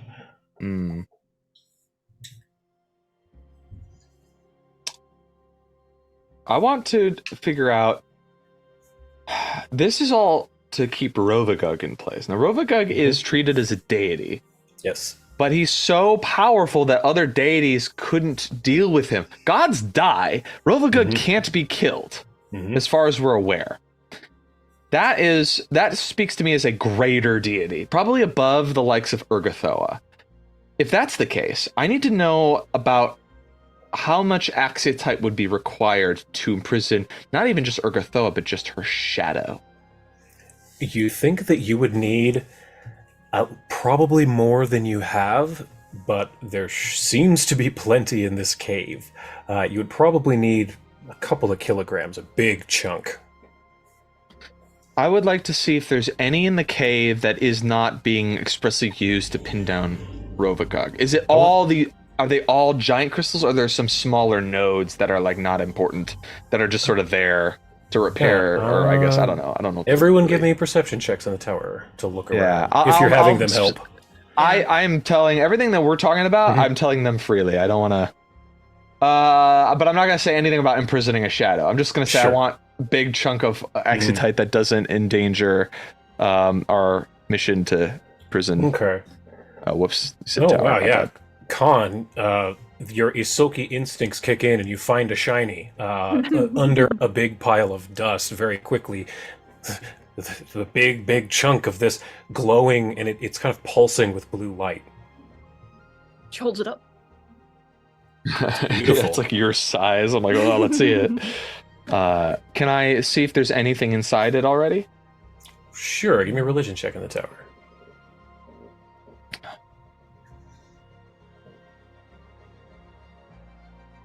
No, but it appears to be reacting to the one in your bag.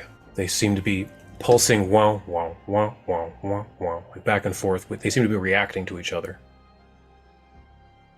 I would like to bring them together and see what happens. As you touch them, you start to feel some vibrations in your hand, and they go and stick together, and the seam fuses.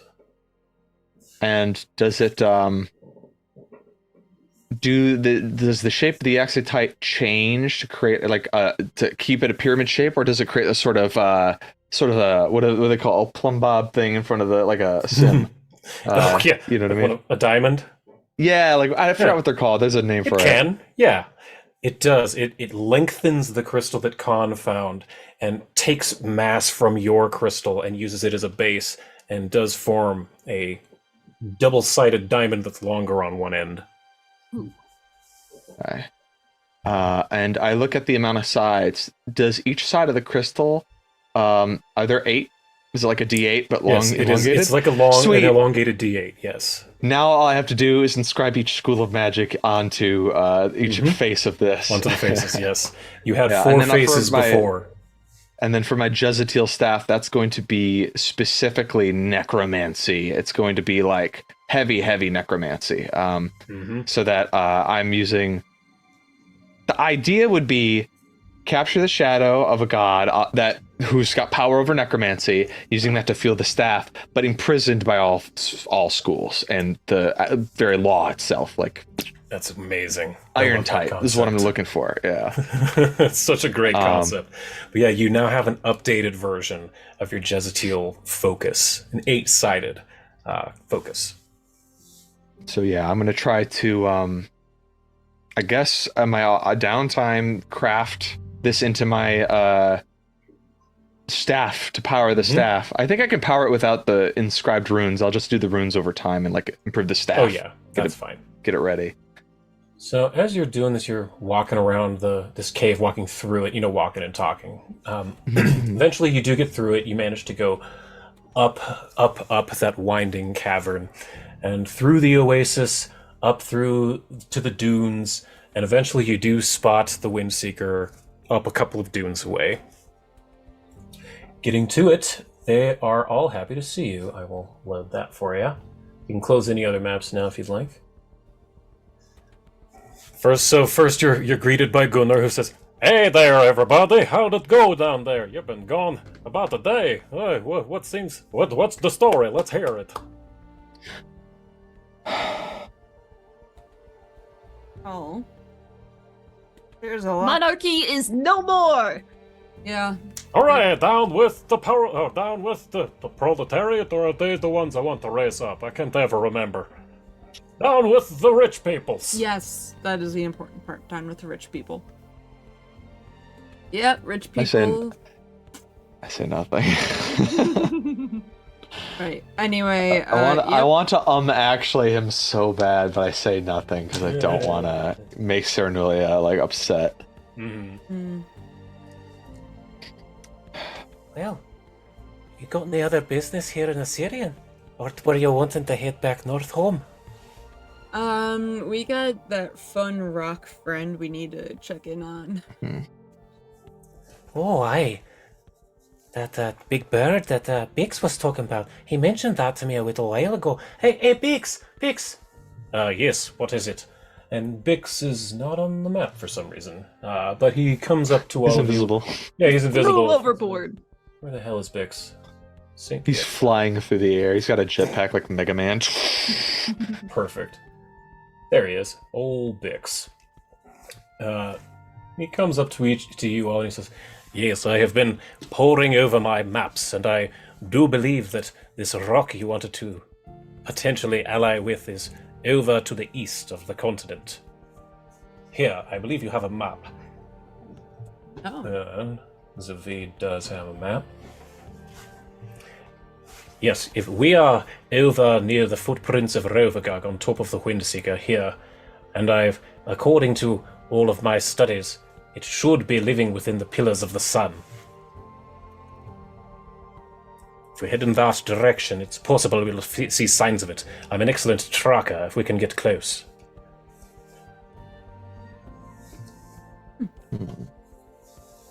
I'm interested. Let's do it. Oh, good. I just love having roast chicken for dinner. And Gunnar starts the takeoff process. And as you're kind of you're raising higher into the air, getting to altitude, it's Reese, your ring starts to buzz. Oh. Oh, wow. I'm not used to him calling me. Hey, what's up? Hey, what's up, Reese? And it is my What's up? Hey, dude, or whatever. Hey, so you know the halflings that you sent us, the Malenki dudes? Yeah. They wanted me to contact you guys because the Zenmo, the one with the turban, he's having some problems. And Reese turns his ring, and you can see Zenmo on the floor having a seizure. And Malmia Soft Sun comes up to the ring, and you see her face like this, just way too close, like a boomer in a Zoom call. And she says, Yes, Zenmo, he's having a fit. But right before he fell, he said it was Manhattanus is in danger. He's being attacked by something. Please, it is to the east near the coast. It is trying to make it to the ocean. Please help the tortoise. Yeah, yep, nope, that's, yeah. Yeah, I don't know what all that's about. Did any of that make sense to you, Reese? Yep, nope, we gained a tortoise friendship thing. Gotta save it. Rad! I love turtles. Have you been surfing lately? Yeah, it's this new sport that they've got here in Druma, dude. I've had some new friends down at the beach. It's been radical. Bless your heart. You're so adorable. Sweet, but I guess that's all they wanted me to tell you. I hope everything's going good in Assyrian, but I gotta go before high tide. Catch you on the flip. Hey, sweetheart. and he and goes away. Hawaiian roller coaster. Hey, real quick, what was the DC for the Ghast Fever? Was it 38? 38. Okay, I'm using Remove Disease to try to counteract it, and I gotta make some medicine checks to try and do that. Great. Can I get an aid from somebody? Guidance. Just say you cast guidance on yourself. Alright, That's I do enough. guidance, and you are no longer have a gas fever, though. I think you still take the damage in the morning. That Actually- sounds, no, it would be all we'd have to do is I'd have to take my rest first, and then I cure you, and then you can have your rest. Essentially, That would do it. Yep. But thanks, notes to myself. Since it is a new day, everyone needs to roll me will. Well, not everyone, but Zeviid and Khan need to roll me will saves. DC 34, as does Gunnar and Sarah. Nope. Oh, and nope. 2 nopes. Oh boy. Are they Oh, critical no. nopes or regular not- nopes? They're not critical nopes. Okay. Sarah and... Oh man, Sarah failed too. Oh, and I need to We're add all Gunnar. in a crabby mood today. Oh Yeah. yeah. Let's see, where's Gunnar? I need to add him to the combat tracker. There he is. Con is just happy that she gets to keep her hair. She's not gonna go bald. Yet. Not with all that alchemical stuff though. Okay, what about Gunnar? Oh. She'll look like a vulture rat person because she'll have no hair on her, just her head area. Oh, Of course, God. Gunnar rolls a nat 20. So Gunnar all is- so- he's the most like resilient Chipper. against the sort of he is. He the hasn't failed effects of against the it conjunction. once. Not failed It's all the once. good vibes. Mm-hmm. Yep. So Khan, you get Seeker's blindness, the not bad one, but it's all bad, but Inconvenient one. the not inconvenient debilitating one, yes. Zeviid, you get Zealot's Ire, the inconvenient one, and Sarah gets the inconvenient Zealot's Ire. That's fun times. I don't So- want to role play it, but I just imagine the way it manifests today is that we get into an argument about whether or not what I did was right in the city. I think she lets it, like, she's like, I'll sleep on it and see if I feel better about it. And in the morning she doesn't, brings it up, and I'm like, I did the right thing. And she's like, no, you didn't. And then so we're like going back and forth about like what makes a perfect like government system. And it's just political debates, and it's tiring, and everybody around us probably hates it. Yes. Yes, that sounds like a really good way to describe Me and my that. sister have fallen asleep. We are so fucking bored. Yeah, That's you how and bad Adelina? it is. Yes. Yeah. Absolutely fell asleep. And So- I'm like, Reese, back me up on this. And you're just like, no. Huh? Sorry, Yeah, I didn't hear that. I'm gonna Yeah, go back Reese, to you my wake up to fuck. everyone. Take out the nobility, then who's going to run all of the, I'm just going into this big fucking tirade. Please shut up. Later. She started it!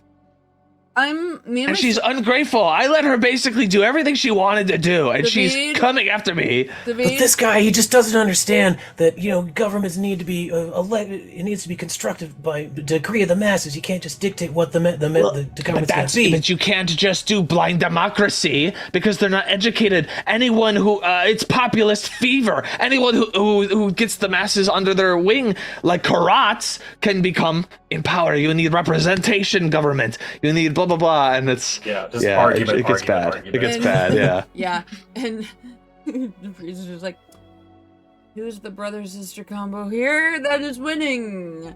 And sleepily high fives Adelina, and like she's already like half awake. Oh, good morning, everybody. I got fresh flapjacks for you. I got some bacon sandwiches, got some good stuff, biscuits and gravy. Doing great. How's everyone doing today? You're just looking so dapper today, Zeviid. Khan, is your hair? Did you do something with your fur? Gunnar is just in the most annoyingly good mood. Oh my god. I think weirdly, even though I know he like follows a different god, like a good god and everything, he comes bearing gifts, and he comes to like mediate, sort of like to take it down a notch. And I think Zeviid appreciates that more. I think the fact that he got a nat 20 makes me like not want to be angry at him for this stuff. So I'll be like, I will gladly partake in this, and I start like eating. Awesome. Good. I'm gonna take garage. Yeah, I don't want to bully Gunnar for just being cool. Like right now, I'm focused on Saranulia. Yeah, because she also failed. So both of you failed. So it definitely makes sense that the two of you would be kind of going at it today. There we go. All right. So after you kind of have your breakfast and your morning argument, Gunnar gets to the wheel, and I'm finally kind of ready. Gunnar, take the wheel. Gunnar, take the wheel, indeed. This is going to be interesting. So you're One flying. second, I'll be right back. Sure. You're flying to the east, and Gunnar, like, he finally takes the wheel and gets the Windseeker started. All of you are raising up in the morning dawn and taking to the skies. Knowing that you need to kind of go east, though, he has Bix up at the front because Bix is an excellent tracker. Sarah's kind of keeping to herself near a cannon, and Anyanka is at a table, looking at maps, tracking which direction and route they're going to take. And let's see, Adelina is up in the crow's nest. Where is Adelina? There she is. And I need to put the rest of you on here as well. So you can close out of that Windseeker map. And I've got a fun thing coming up here. Fun. Ooh, I love fun things. So I hope this is as fun as I think it's gonna be. So as you think are... numbers are fun, so this will be I do very think fun. numbers are fun, so we'll see.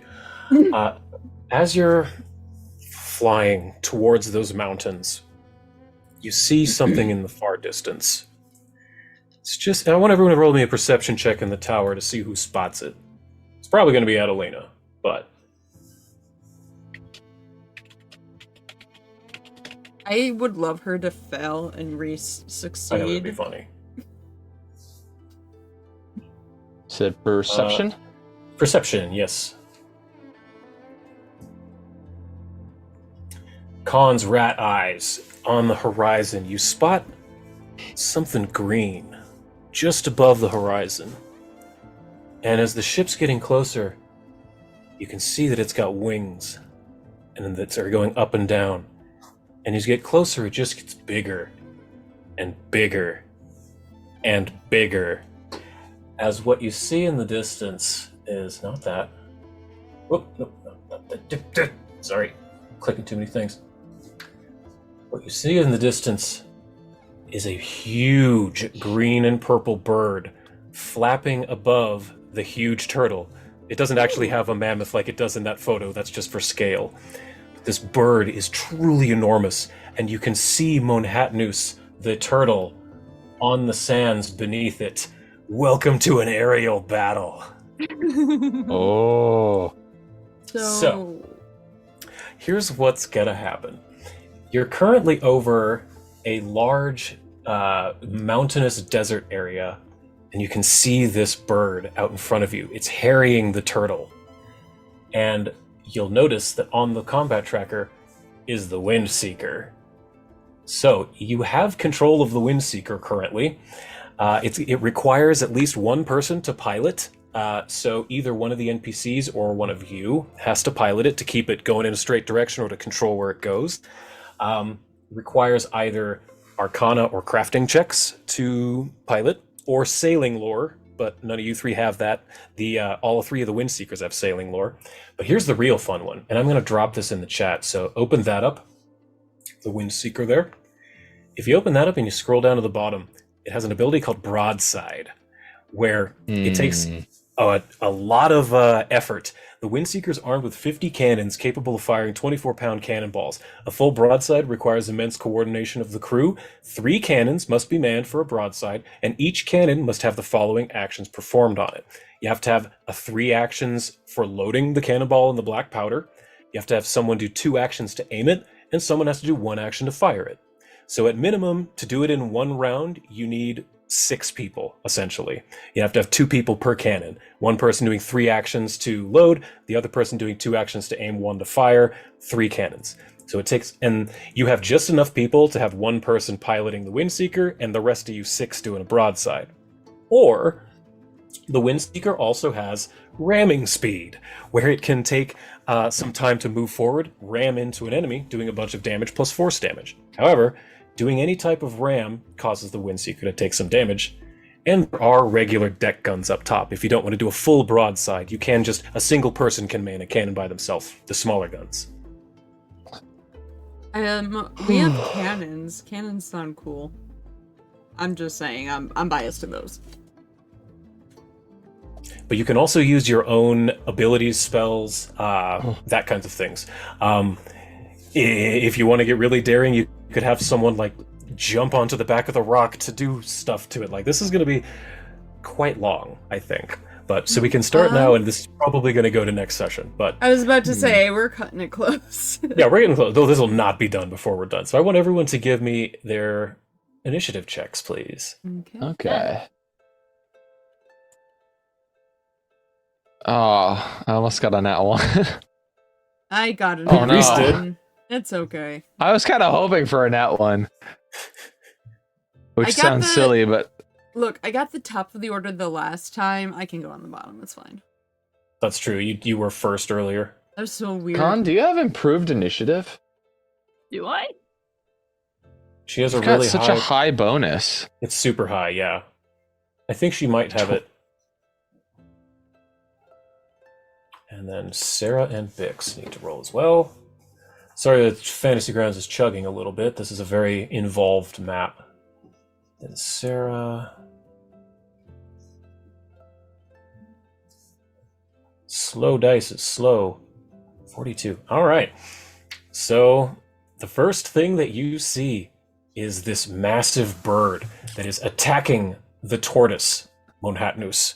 And the first thing it does is begins to fly around it. That is not what I meant to do. Grab the bird.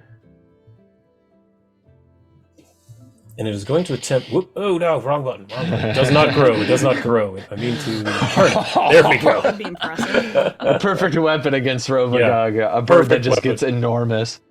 Absolutely. And the first thing it is going to do is try to beak attack at the turtle. Well, I don't know if that actually rolled on it.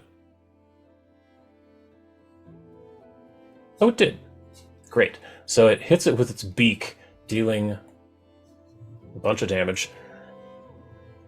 And as you see this bird peck down on the shell of the turtle, you can see electricity shoot in from its wing, or from its feathers into the turtle, shocking it. Which puts it at Anyanka. So I guess the big question is, who is going to be piloting the Windseeker? Probably Gunnar, if he's used Gunnar? to piloting anyway, yeah. That makes sense. Sure, we can have Gunnar be doing it, not a problem. Yeah, so let's see. Actually, this might be a good place to stop, right at the top of the initiative. What do y'all think? Yeah. Yeah? Okay.